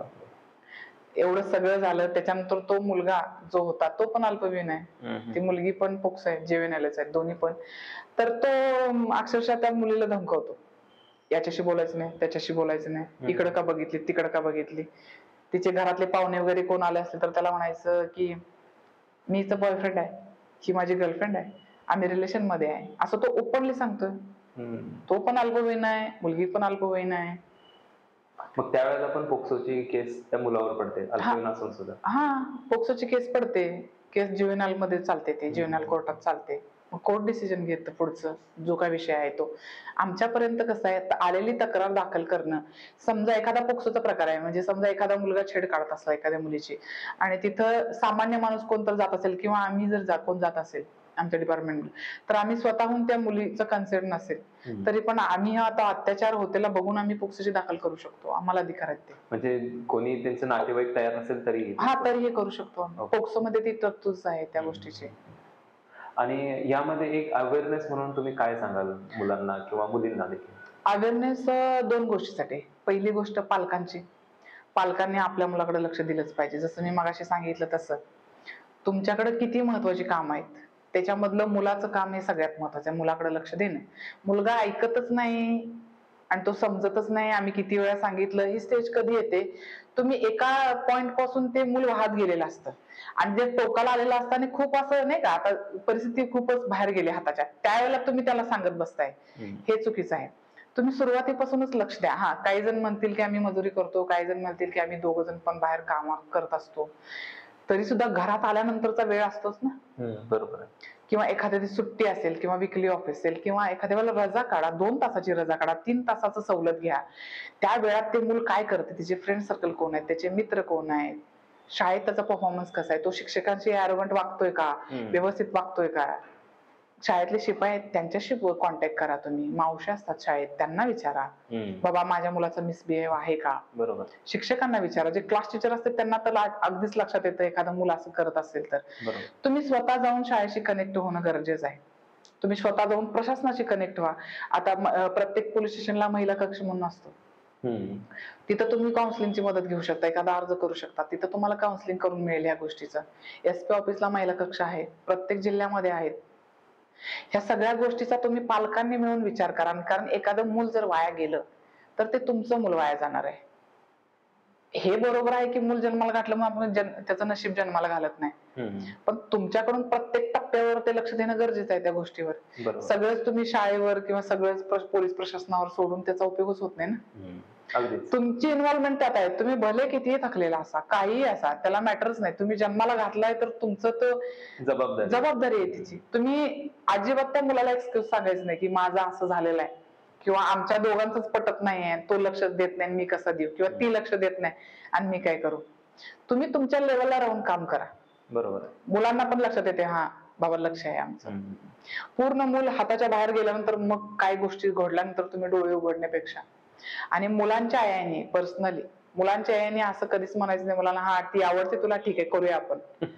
हे जे आहे ना, हे बॅकिंग खूप खराब आहे. आणि मित्र जे आहे, पोक्सोच्या केसवरनं सांगितलं, लक्षात घेतलं, एक मित्र दुसऱ्या मित्राला मदत करतो. ठीक आहे, हा तुझं आहे ना, ठीक आहे मी आहे तुझ्या बरोबर. तर एखाद्यानं त्याला गाडी पुरवली, एखादी चिठ्ठी जरी पास केली, मेसेज जरी गेलेला, तरी पण त्यात सह आरोपी म्हणून गुन्हेगार होतो. बापरे. आणि तुम्हाला एवढ्या कमी वयात करायचं काय आहे? तुम्ही शिका, तुमचा फोकस करिअरवर ठेवा. ह्या एज मध्ये, किशोरवयीन अवस्थेमध्ये थोडंसं अट्रॅक्शन, अपोजिट सेक्सचं अट्रॅक्शन असतं, एखादी व्यक्ती आवडायला लागते, ठीक आहे, इट्स ओके, ह्यात काही चुकीचं नाहीये. पण तुम्ही ती आवडते म्हणून तिच्या मागच फिरणं किंवा तिला त्रासदायक होणं, ह्या गोष्टी बाहेर कधी येतात? ज्यावेळेला तुम्ही त्रास द्यायला लागता. बरोबर. त्रासाच्या गोष्टी होतात त्यावेळेलाच येतात ना गोष्टी, या सगळ्या बाहेर जातात. मग तुम्ही त्रास का देताय त्या गोष्टीला? ठीक आहे, तुम्हाला बोलल्यावर चांगलं वाटतं, फ्रेंडशिप ठेवा, अभ्यास करा एकत्र, सगळ्या गोष्टी करा, पण ह्या गोष्टी करण्याचं आता तुमचं वय आहे का? नाही. बरोबर. तुम्ही तुमच्या पायावर उभं राहिलं पाहिजे, त्याच्यावर काम केलं पाहिजे. ते सगळ्यात जास्त महत्वाचं हे आहे. फ्रेंडशिप होते, एखादी गोष्ट, व्यक्ती आवडते, ठीक आहे. आणि मुलं एखाद्या वेळेला एवढ्या टोकाला का जातात, किंवा मुली पण कमी वयातल्यामुळे पळून जाण्याचं प्रमाण खूप आहे. सांगलीमध्येच नाही, प्रत्येक जिल्ह्यामध्ये तुम्हाला, पुणे मुंबईला पण हे दिसेल. का होतं? आई वडिलांचा एक्झिस्टन्स जो आहे त्यांच्या लाईफ मध्ये जे आहे, आई वडील आपले, त्यांच्यापेक्षा पण एखाद्या व्यक्ती खूप जवळचा वाटायला लागतो. कधी वाटायला लागतो? आई वडील कुठेतरी कमी पडतात ह्या गोष्टी. घरातून अटेन्शन मिळत नाही. अटेन्शन म्हणण्यापेक्षा माझ्यानंतर माझे आई बाबा आहेत, आणि मग तो तिसरा चौथा पर्सन आहे. मग इथं ज्या वेळेला एखाद्या मुलाला वाटतं ना की नाही, आई वडील आपल्याला समजून घेत नाहीत आणि आई वडील आपलं पुढचं आयुष्यासाठी सपोर्ट करणार नाहीत, किंवा मला आधार शब्द महत्वाचा आहे, मला आधार याच माणसाचा आहे, बरोबर, आई वडिलांचा नाहीये, घरातले माझे लहान, हा ज्या वेळेला समज होतो, किंवा हे ज्या वेळेला जेन्युइनली त्या मुलाला वाटतं ना, एखाद्या मुलीला किंवा त्याच वेळेला त्या मुली पळून जाण्याचं प्रमाण वाढतं. ज्याच्यामध्ये तुम्ही सपोर्ट आणि बॅकिंग राहा. काही झालं तर माझी आई माझे बाबा बरोबर आहेत, बरोबर, मग ते मूल तिसऱ्या पर्सनला सिलेक्टच नाही करणार ना, बरोबर. आणि आता याच्यामध्ये पण केसेस होतील, रेअर होतील. आता प्रमाणच कमी आहे ना, आता प्रमाण खूप जास्त आहे. होय, खूप जास्त वाढलं. मग आई वडिलांचा त्या ठराविक एज मध्ये मी तुझ्यासाठी मी आधार आहे, हे जे आहे ना, हा इनविजिबल आधार आहे, तो फिक्स वाटला पाहिजे त्यांना. ज्यावेळेला ते फिक्स वाटत नाही त्यावेळेला मूल पावलं उचलतं पुढचं, बरोबर.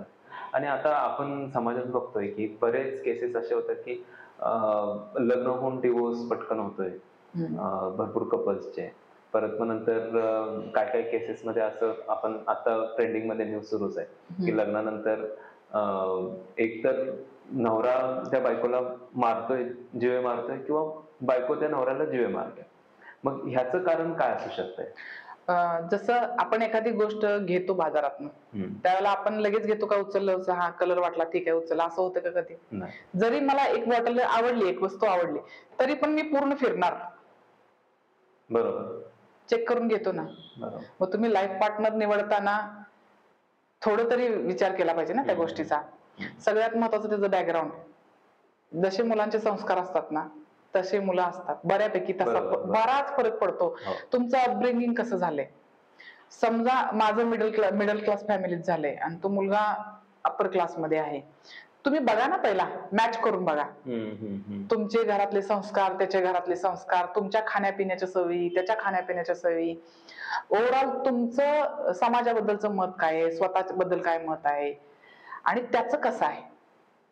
ऍटलिस्ट कमीत कमी हा तर रेपो तुम्ही बघू शकता. बरोबर, हे सगळं बघितलं पाहिजे. त्याचे विचार काय आहेत लाईफचे, आपले विचार काय आहेत लाईफचे, ते कुठं कनेक्ट होतं का? का तुम्ही फर्स्ट टाइम बघितलं तुम्हाला छान वाटलं आणि तुम्ही सिलेक्ट केलं, असं होतंय का?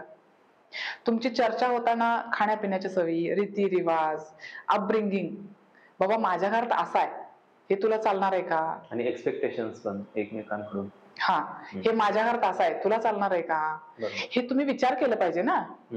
कुंडली जुळवायच्या अगोदर पहिला हे जुळवा, बरोबर, आणि नंतर मग कुंडली बघा. हे करणं गरजेचं, हे कुठेतरी होत नाही आपल्यात. बघताना आपण कसं बघतो, तोला मुलाचं, पण त्याच्याबरोबर त्यांचे विचार बघा फॅमिलीचे, त्याचे आई वडील, त्याचे भाऊ बहीण, त्याच्या फॅमिलीत काय जास्त गोष्टीला काय महत्व दिलं जातं, तुझ्या घरात तुला काय महत्व दिलं जातं जास्त, हे पहिला तुम्ही टेबलवर बसून दोघे जण ठरवा. माझी, आणि प्रामाणिकपणे सांगा एकमेकांना, माझी बाबा कंडिशन अशी आहे, माझी अशी आहे, बरं ठीक आहे, तरी पण मला तुझ्या बरोबर करायचंय, मग काय गोष्टी मला कॉम्प्रोमाइज करायला लागतील, तुला पण काय करायला लागतील, मला पण करायला लागतील, दोघांची कॉम्प्रोमाइजिंग स्टेज पाहिजे, अशी नाही पाहिजे की एकाचीच आहे. बरोबर, हे पहिला तुम्ही मॅच करा रेपो, मग त्याच्यानंतर पुढे गोष्टी हे करा. आणि लग्न कसं आहे, थोडंसं ऍडजस्टमेंट कमी जास्त प्रमाणात करावंच लागतं. तंतोतंत असं कधीच नसतं की ठीक आहे हे परफेक्ट साच्या साच्यात बसवलं. बरोबर, तुम्हाला ते नात्याने समोरचा माणूस पाहिजे का आयुष्यात, त्याच्यासाठी तुम्ही काय काय करू शकता. दोघांचं कॉम्प्रोमाइज आहे यात, एकट्याचं नाही आहे याच्यामध्ये. आता आपण पोक्सो बद्दल बोलत होतो, तर त्यामध्ये जर सिद्ध झालं तर काय शिक्षा वगैरे काय मिळतं? कसं असतं, जर जुव्हेनाइल असेल, म्हणजे मुलगा पण लहान असेल, तर बाल न्याय मंडळामध्ये केस चालते आणि त्याच्यावर काय आरोप ठेवले जात नाहीत, त्याला सुधारायची संधी मिळते. तो सुटून जातोय का त्यामध्ये? हा, सुटून जातो तो. ओके, कारण सुधारायची संधी म्हणून दिली असते, तो लहान आहे. त्याच्यामध्ये पण 16 ते 18 एज ग्रुप मध्ये तो असेल तर त्याला ऑसिफिकेशन टेस्ट म्हणून असते, त्याच्यामध्ये त्याची मॅच्युरिटी बघितली जाते आणि त्याच्यावर मग बाल न्याय मंडळ डिसिजन घेते पुढे काय करायचं आहे ते. पण पर्सनल आयुष्यामध्ये त्याचं पर्सनल लाईफ पूर्ण डिस्टर्ब होऊन जातं ना. बरोबर आहे. जरी हे बाहेर होत नसेल, एक्सपोज होत नसेल, तरी पण त्याचं फॅमिली, त्याचे नातेवाईक, त्याचा एरिया, त्याच्यामध्ये ते बदनामी होतीच ना त्या गोष्टीची त्याची. बरोबर, मग त्याच्यामुळे त्याच्या पर्सनल लाईफवर बराच परिणाम होतो ना त्याचा रेकॉर्ड तसं राहतं ना. म्हणजे अशा व्यक्तीला मग एका ठिकाणी काम देताना किंवा काय करताना बऱ्याच वेळा विचार केला जातो, बॅकग्राऊंड चेक केला जातो, बऱ्याच वेळा विचार जातो. रेकॉर्डवर राहत नसेल तरी पण बाकीच्या गोष्टी बघितल्या जातात ना त्याच्या. बरोबर आहे. आणि जो अडल्ट आहे किंवा 18+ आहे त्याला काय शिक्षा मिळते? 20 वर्षापर्यंत शिक्षा होऊ शकते त्याला. 20 वर्षापर्यंत म्हणजे जन्मठेप पण होऊ शकते त्याच्यामध्ये. आता आपण एक उदाहरण बघूया पोक्सोचं. जर समजा मुलगी 17 वर्षाची आहे, मुलगा 18 वर्षाचा आहे, किंवा दोघं पण नाबालिक आहेत आणि त्यांनी म्युच्युअल कन्सेंटनं रिलेशनशिप मध्ये, तरी पण त्यांच्यावर पोक्सो लागतं. घरातले लावतात किंवा कोणी लावू शकते तुम्ही म्हणता तसं. मग त्या केसमध्ये कसं होतंय? पहिली गोष्ट अशी की मुलगी 18 वर्षापेक्षा कमी आहे म्हटल्यावर तिचं कन्सिडरच केला जात नाही. ओके, हा, म्हणजे ती विक्टिम आहे किंवा बळीत आहे असंच पकडलं जातं. याच्यामध्ये परत ऑसिफिकेशन टेस्ट जी मी मगाशी सांगितली तुम्हाला, त्यानुसार त्याची मॅच्युरिटी किती आहे ते बघून त्याच्यावर, आणि तो म्युच्युअल कन्सेंट होता आहे ते, ह्या गोष्टी परत बाल न्याय मंडळ ते विचार करतं त्याच्यावर आणि त्याच्यानंतर डिसिजन देतं. पोक्सो मध्ये असं एक असा क्रायटेरिया किंवा एक असा रोडमॅप नाहीये की अशा केसेस आल्यानंतर असंच आहे किंवा आहे. सिच्युएशन नुसार आणि त्या मुलीचं बॅकग्राऊंड, तिचं सध्याची इच्छा, आता सध्याचं कंडिशन काय आहे. एकदा असं होतं की लग्न करतात मुलं, बाळ होतं, मग ते बऱ्याच गोष्टी कॉम्प्लिकेशन होत जातात. मग त्यावेळेला कोर्ट त्या सिच्युएशन नुसार डिसिजन घेतं. काही काही ठिकाणी शिक्षा माफ पण केलेल्या असतात मुलांच्या. तुम्ही तुमच्याकडे काही उदाहरणं आहेत ह्या पोक्सोच्या रिलेटेड ते देऊ शकता? हा, तशी बरीच उदाहरणं आहेत. त्याच्यामधले एक उदाहरण देईन मी. ती मुलगी 12 वर्षाची होती ओके. आणि 12 वर्षाच्या पुढची मुलगी तक्रार देऊ शकते स्वतः फिर्यादी म्हणून. 12 वर्ष समथिंग 1-2 महिना काहीतरी झाला होता तिचा. तिनं दिले होते. त्यात अशी केस होती, ती सांगलीतलीच केस आहे. आता ते नावाने मी एरिया नाही सांगत. तर काय झालं होतं, तिची आई असं हे होती, म्हणजे जे असतात ना नवरात्री वगैरे बसवतात त्याचे अध्यक्ष वगैरे, महिलांचे अध्यक्ष वगैरे असं असायचे. मग काय व्हायचं, त्या निमित्तानं त्यांच्या दारातच ते नवरात्रीचं बसवलेलं असायचं, देवी बसवलेल्या असायच्या, गणपती असायचे. मग ते मुलांचं गल्लीतल्या येणं जाणं, त्यांच्या घरात जेवणं खाणं राहणं, म्हणजे कसं आता त्या अध्यक्षच असल्यामुळे वेगवेगळ्या कामानिमित्त येणं जाणं असायचं गल्लीतल्या मुलांचं. मग काय झालं होतं, एक मुलगा तिथला नव्हता पण बाहेरचा होता, मग मुलांच्या ओळखीने यायला लागला. मग तिच्या आईला पण स्वभाव चांगला आहे असं वाटायला लागली. मग घरातले किरकोळ कामं वगैरे त्याला सांगणं, हे करणं, विश्वासात घेणं असं चालू केलं त्यांनी. पण नंतर असं झालं की त्या मुलानं थोडा फायदा घेतला त्या गोष्टीचा. आणि ती आई कशी करायची, मुलांना शाळेत पण सोडायला लावायची, त्या पोरीला पण गाडीवरून सोडायला लावायची. मग अशा ओळखीचा फायदा घेत घेत ते मुलगा मग त्या मुलीच्या मागच लागला. मुलगी होती 12 वर्षाची. मग त्याने एकदा सांगितलं, 2दा सांगितलं समजावून, ऐकलंच नाही.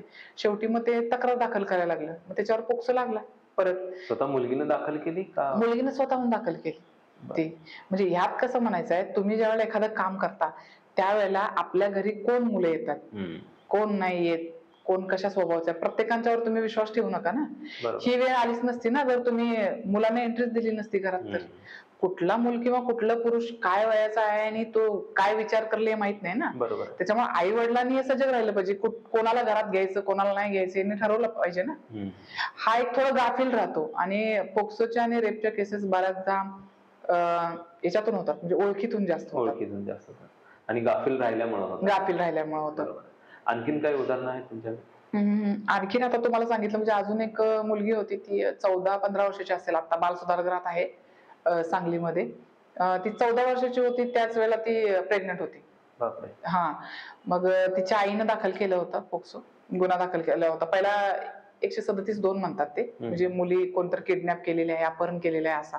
त्याच्यानंतर त्याचं पोक्सोत रूपांतर झालं. नंतर मुलगी हे केल्यानंतर तिचं बॅकग्राऊंड असं होतं की आईचं पण दुसरं लग्न होतं, बाबांचं पण, तिच्या आत्ता जे बाबा होते ते सावत्र होते, त्यांचं पण दुसरं लग्न होतं. मग घरात आई काम करायची, 15-15 दिवस बाहेर असायची.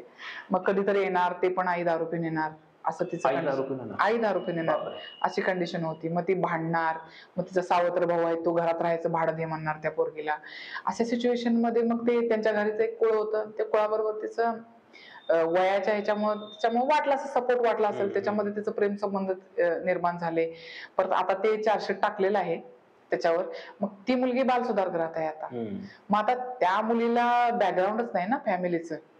मग सरते शेवटी ज्यावेळेला ती चार्जशीट कोर्टात दाखल झालेला आहे, पुढे गेल्यानंतर काय सिच्युएशन आहे, काय परिस्थिती बघून मग माननीय न्यायालय त्याच्यावर निर्णय देतं त्या गोष्टीमध्ये. मग त्या मुलीला राहायचं, तिचं लाईफच नाही ना पुढं. बरोबर आहे.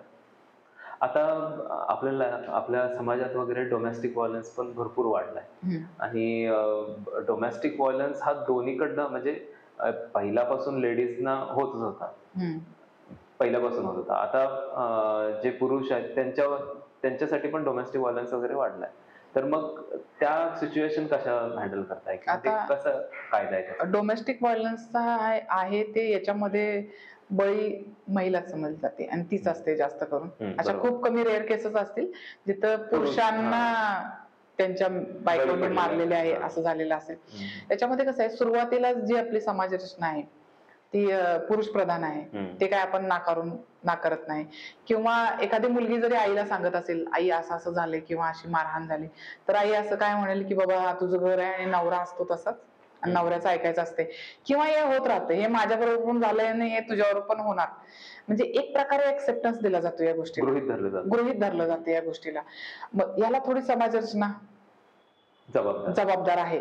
पहिली गोष्ट आहे की महिलांनी सुरुवातीला सांगितलं पाहिजे, ज्यावेळेला चालू होते ना त्याच वेळेला हे सांगितलं पाहिजे, बाबा हे असं असं आहे आणि हे मला चालत नाही किंवा हे मला जमत नाही.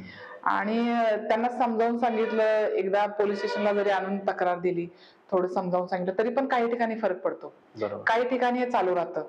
कारण आपण म्हणतो तसं अन्याय सहन करणारा हा अन्याय करणाऱ्यापेक्षा जास्त अपराधी असतो. बरोबर. हो. या गोष्टी. आणि आता हा पॉडकास्ट वेगळ्या गोष्टीसाठी आहे, तरी पण पर्सनल एक गोष्ट मला इथे सांगावी वाटते. नक्कीच, नक्कीच. ज्या वेळेला आपण एखाद्या लग्नामध्ये असतो किंवा रिलेशन मध्ये असतो ना, त्यावेळेला दोघांचं त्याच्यामध्ये ऍडजस्टमेंट आणि कॉम्प्रोमाइज पाहिजे. कुठल्या गोष्टी पटतायत, कुठल्या गोष्टी पटत नाहीत, याच्यावर दोघांनी मिळून विचार केला त्या गोष्टीवर, तर बऱ्याच गोष्टी सॉल्व्ह होतात. आणि एखाद्या बरोबर आपल्याला राहणं कठीण आहे, तर तुम्ही तुमचे मार्ग वेगळे करू शकता म्युच्युअल ना. बरोबर. बाबा ठीक आहे, इथं आपलं पटत नाहीये, किंवा ह्या 4 गोष्टीमध्ये पटत नाही, ह्या 2 गोष्टी कॉम्प्रोमाइज होतात, ह्या 2 गोष्टी सोडून देता येतील. किंवा पटतच नाहीये तिथं एकमेकांचा मार खाण्यापेक्षा तुम्ही बाजूला राहणं, वेगळं होणं कधी पण चांगलं आहे ना. कारण यातून एखाद्याचा जीव जाणं किंवा एखादी गंभीर गोष्ट होणं, आणि तुमची मुलं बघतायत तुमचा डोमेस्टिक व्हायलन्स घरात, तुम्ही त्यांना काय देताय? त्यांच्यावर संस्कार चुकीचं देताय ना. एखादा मुलगा बघत असेल आई मार खातील, तर तिला वाटणार की उद्या बायको आली तर मी मारलं तर चालते, किंवा पुरुषाने लेडीजला मारलं चालतंच, स्त्रीला मारणं हे नॅचरल आहे, किंवा हेच चालत आलंय, समजलं जातंय. किंवा एखाद्या मुलीला असं वाटेल की ठीक आहे, माझ्या आईला बाबा मारत होते, ठीक आहे, नवरा मला मारला तरी पण ठीक आहे, हे असंच असते. हा चुकीचा मेसेज जातोय ना.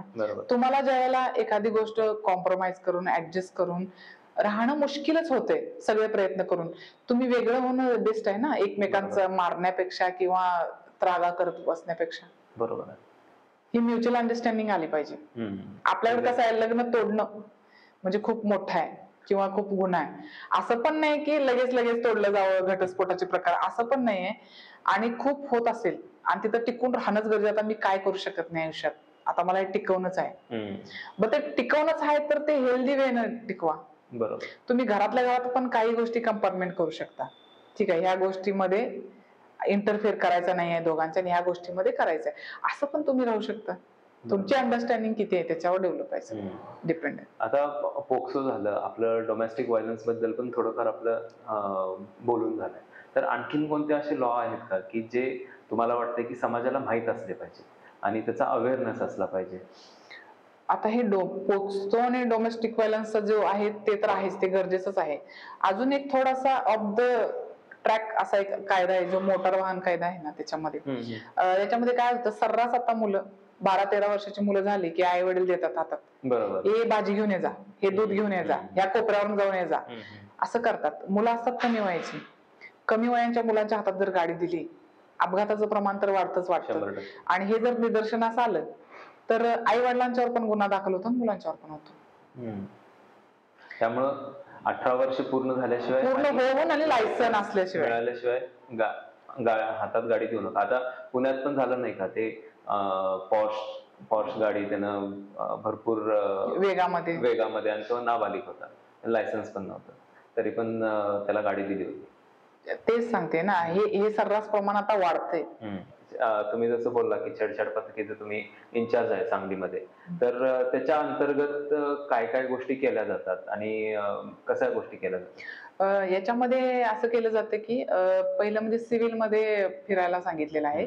बसमध्ये ज्या एसटी आहेत, ज्या शाळांचं जे शाळा चालू होण्याचा आणि सुटण्याच्या दरम्यान जे वेळ आहे, ज्या वेळेला बसनं मुलं प्रवास करतात, मुली करतात प्रवास, त्यावेळेला बसने प्रवास करायला सांगितले आम्हाला. फक्त शाळेच्या बाहेर एखाद्या पानपट्टीमध्ये एखादा चुकीचा पदार्थ किंवा अंमली पदार्थ विकला जातोय का, मुलांना दिलं जातंय का, किंवा जी मुलं शाळेत कॉलेजला ऍडमिशन नाही ती विनाकारण टोळी करून तिथे उभा राहतात का, याच्यावर कारवाई करायला सांगितले. वाहनांच्यावर 3 सीट मुलं जातात का, विदाउट लायसन्स फिरतायत का, कमी वयाची मुलं फिरतात का, याच्यावर पण काम करायला सांगितलेलं आहे. त्याच्यानंतर शाळांमध्ये जाऊन गुड टच बॅड टच जे आहे, जे पोक्सो जे आहे त्याच्याबद्दल अवेअरनेस करायला सांगितलेलं आहे. याच्यामध्ये असं सांगितलेलं आहे की एखाद्या मुलीच्या मागे जर एखादा मुलगा लागत असेल आणि मुलीला ते आवडत नाहीये, अजिबातच आवडत नाहीये, पण तिने एकदा दोनदा सांगितले, पण तरी पण मुलं जरा धीट होऊन नाही का येतात, घाबरू नको मी आहे असं वगैरे. तर आम्ही असा संदेश दिलेला आहे की 112 हा टोल फ्री नंबर पूर्ण महाराष्ट्रात आहे, सांगलीत पण आहे, महाराष्ट्रात पण आहे. कोणत्याही प्रकारचे म्हणजे 112 इमर्जन्सी नंबर आहे. जर एका ठिकाणी मारामारी जर जोरात चालू झाली असेल तरी बी एखाद्याला वाटलं जातं तरी पण कॉल करू शकता तुम्ही. पण एखाद्या मुलीला वाटलं की बाबा असं पाठलाग कोण करत आहे, 112 ला तिने नुसता कॉल केला तरी पहिला तो डीजी ऑफिसला जातो मुंबईच्या, तिथून जिथं ते मुलगीचं लोकेशन आहे त्या लोकेशनवर बऱ्याच पेट्रोलिंग करणाऱ्या गाड्या असतात आमच्या त्या एरियातल्या, त्या गाडीला तो मेसेज जातो. त्या मेसेज जाऊन 5 ते 10 मिनिटांमध्ये गाडी तिथे येते. जर तुमच्या फोनमध्ये बॅलन्स जरी नसला तरी टोल फ्री नंबर असल्यामुळे 112 तुम्ही ऑन द स्पॉट करू शकता.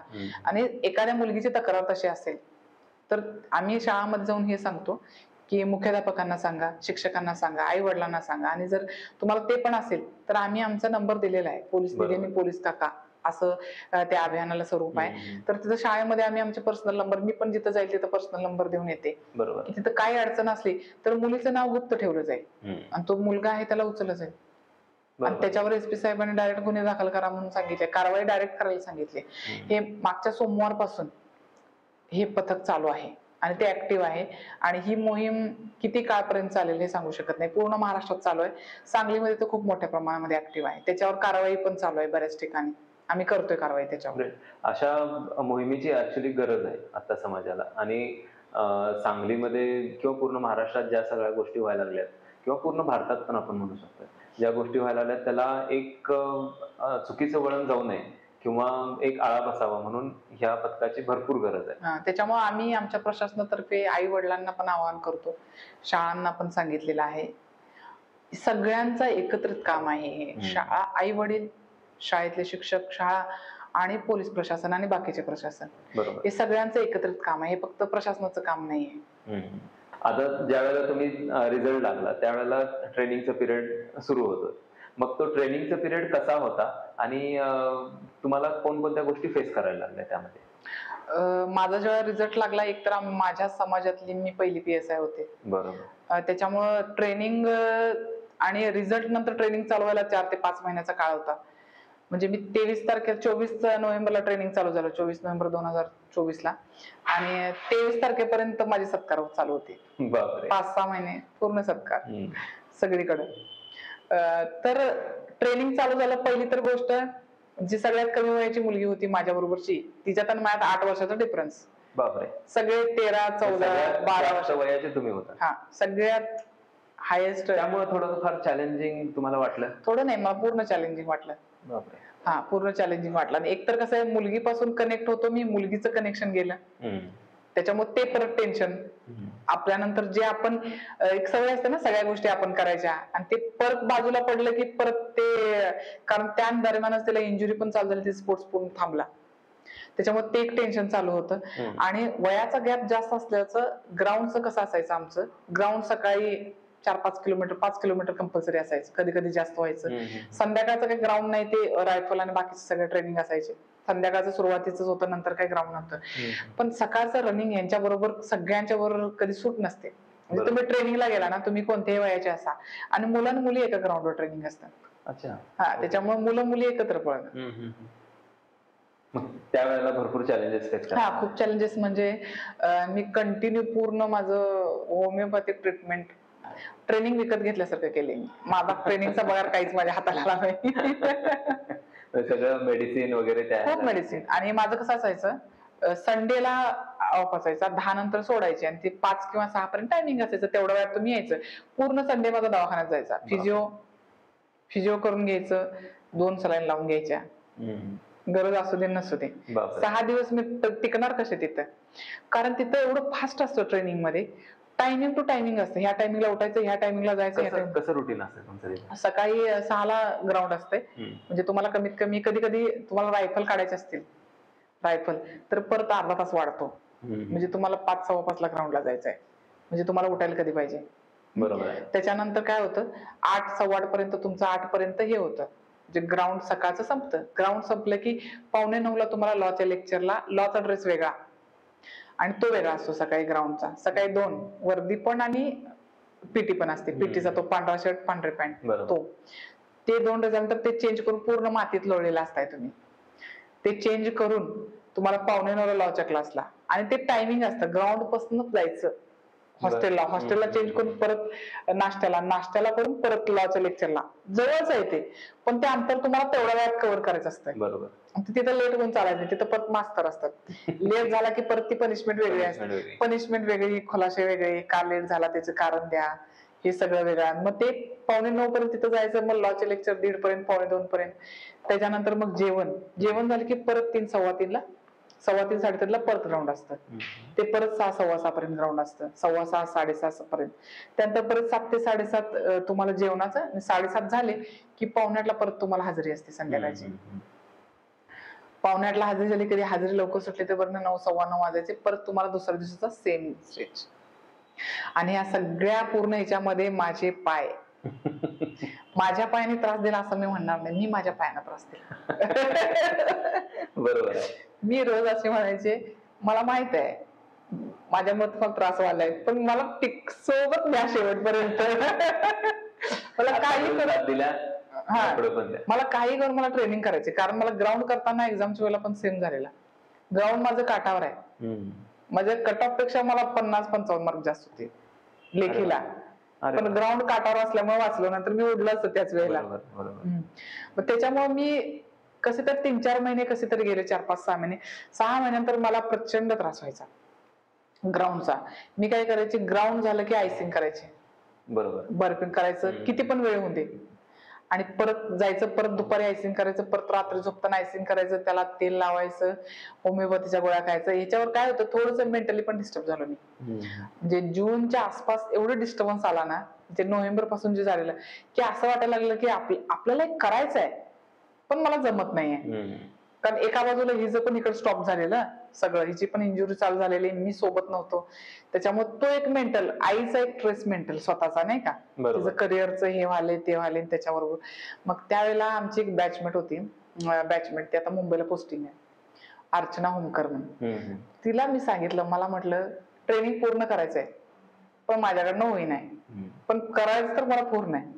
मी डिस्टर्ब जास्त व्हायला लागलो फिजिकली, आणि ज्यावेळेला तुम्ही फिजिकली अनफिट असताना मेंटली तुम्हाला स्ट्रेस यायला लागतो. बरोबर आहे, जास्त यायला लागतो. तिथं कसं असतं ट्रेनिंग मध्ये, तुम्ही जर सारखं रनिंग मध्ये बाहेर आला किंवा काय झालं तर ते सांगतात तुम्हाला मेडिकली अनफिट म्हणून आम्ही करार देऊन तुम्हाला परत पाठवू. मग परत तुम्ही पुढच्या बॅचला परत यायचं, पुढची बॅच जेव्हा ट्रेनिंग येईल त्यावेळेला परत तुम्ही त्यात ऍड होऊन परत ट्रेनिंग करायचं पहिल्यापासून. मग ह्या एजला तर मी 4-5-6 महिने केले, परत आणि परत माझी काही कंडिशन नाही. बरोबर, असं व्हायचं. मग त्यांचे एक फॅमिली डॉक्टर होते, अजित मोजे म्हणून. मग ती म्हटली की ते हे पण ट्रीटमेंट पण करतात, पण ते काउन्सिलिंग करतात चांगलं. मग त्यावेळेला काय झालं होतं, माझी सेमिस्टर चालू होती, म्हणजे 6 महिन्याने एक परीक्षा असते आमची, त्याचे मार्क काउंट होत नाहीत, पण एक्झाम असते, आणि नंतर फायनल एक एक्झाम असते, ती क्लिअर करायला लागते तुम्हाला. ग्राउंड पण क्लिअर करायला लागते आणि लेखी पण क्लिअर करायला लागते. आणि त्याचं ग्राउंडचं टायमिंग असते 10 किलोमीटर एवढ्या टायमिंग मध्ये, 5 किलोमीटर एवढ्या टायमिंग मध्ये, हे सगळं टायमिंग असतं त्याच्यामध्ये. मग काय झालं, त्यावेळेला माझी सेमिस्टर चालू होती, पेपर चालू होते, तरी पण मी रोज 1-1, 1.5 तास त्यांच्यावर बोलायचे, काउन्सिलिंग. त्यांचं काउन्सिलिंग आणि होमिओपॅथीमुळे शेवटचे 6-7 महिने माझे निघले. तो माणूस नसता काउन्सिलिंगला तर काही निघलं नसते. म्हणजे तुम्हाला मी मगाशी सांगितलं तोच, तुम्ही प्रयत्न करत राहिला की काही नंतर काही मार्ग नाही. कारण मला ट्रेनिंगला जाताना पण मला माहित होतं एजचा मला प्रॉब्लेम होणार आहे. बरोबर, पण पुढं काहीतरी मार्ग निघेल. मग त्यांचं काउन्सिलिंग पण घेतलं मी, आणि त्यांची ट्रीटमेंट पण घेतली. म्हणजे प्रत्येक पॉइंटला तुम्ही काम करत असताना कोण ना कोणतरी येऊन तुम्हाला ती गोष्ट पुरवत जाते. बरोबर आहे. म्हणजे मला आता लक्षात येते मी किती डोकं खाल्लं असेल त्यावेळेला. आता माझा रिसेंटचाच एक अनुभव आहे. पंढरपूर बंदोबस्तासाठी मी गेले होते, 15 दिवस बाहेर होते, आणि त्याच्या अगोदर मला एक गुलाबाचं रोप गिफ्ट मिळालं होतं असंच सत्कार म्हणून, आणि मग ते ठेवलं होतं मी. मग घरी मुलीला आणि मिस्टरांना सांगितलं की याला पाणी घाला, मी येऊपर्यंत लक्ष द्या जरा असं. आणि मी गेले, आणि बंदोबस्त संपला, आणि त्या दिवशी आल्यावर पहिल्यांदा मी दरवाजा उघडल्यावर आत जाऊन गॅलरीत बघितलं तर ते पूर्ण वाळलेलं होतं रोप. पूर्ण म्हणजे पूर्ण, म्हणजे त्याची पानं पण वाळली होती, त्याचं खोड पण वाळलेलं होतं. मला काय करायचं काय मला समजेना. मग मी पाणी घातलं त्यावेळेला. मग मुलगीला विचारलं, मुलगी म्हटली माझं विसरून गेलं. बरं ठीक आहे म्हटलं. मग कंटिन्यू 8-10 दिवस मी कंटिन्यू पाणी घातलं त्याला. आता ते तर वाळलेलं होतं. मुलगी मला म्हणत होती कशाला घालतीस, ते रोप गेले आता, ते काय पुन्हा येणार नाही. पण 8-10 दिवसानंतर मी बघितलं की जी पानं वाळलेली होती ती परत हिरवी होत होती. म्हणजे आपण समजू शकतो की एखादं खोड आहे, खोड परत त्याला पालवी फुटल्या, पालवी तर फुटलेलीच होती, पण जे देठ किंवा जे पान चालू होतं त्याच्या अलीकडचा जो देठ असतो तो पण हिरवत, पानं निम्मी झालेत, म्हणजे निम्मी हिरवी होत आलेत. म्हणजे आयुष्य हे असंच आहे. म्हणजे आपल्याला असं वाटतं की एखादी गोष्ट संपली किंवा काय होत नाही, तर तुम्ही प्रयत्न करत राहा कंटिन्यू, जेवढी तुमची कॅपॅसिटी आहे तेवढ्यापर्यंत. एका कॅपॅसिटी पर्यंत तुम्ही प्रयत्न केला तर काही ना काही त्यामध्ये जीव निर्माण होतो, काही ना काहीतरी ऊर्जा निर्माण होते. म्हणजे अशक्य असली तरी पण गोष्ट शक्य होते ती. फक्त तुमचे प्रयत्न थांबता कामा नयेत.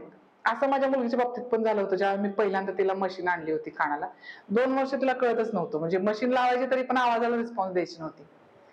पण नंतर 2 वर्षानंतर ती आवाजाला रिस्पॉन्स द्यायला लागली.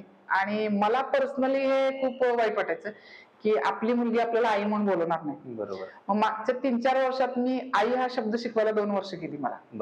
कारण आ आणि ई हे 2 स्वर आहेत आणि ते स्वर एकत्र होऊन त्याचा करेक्ट प्रोनाउन्सिएशन व्हायला तेवढा वेळ गेला.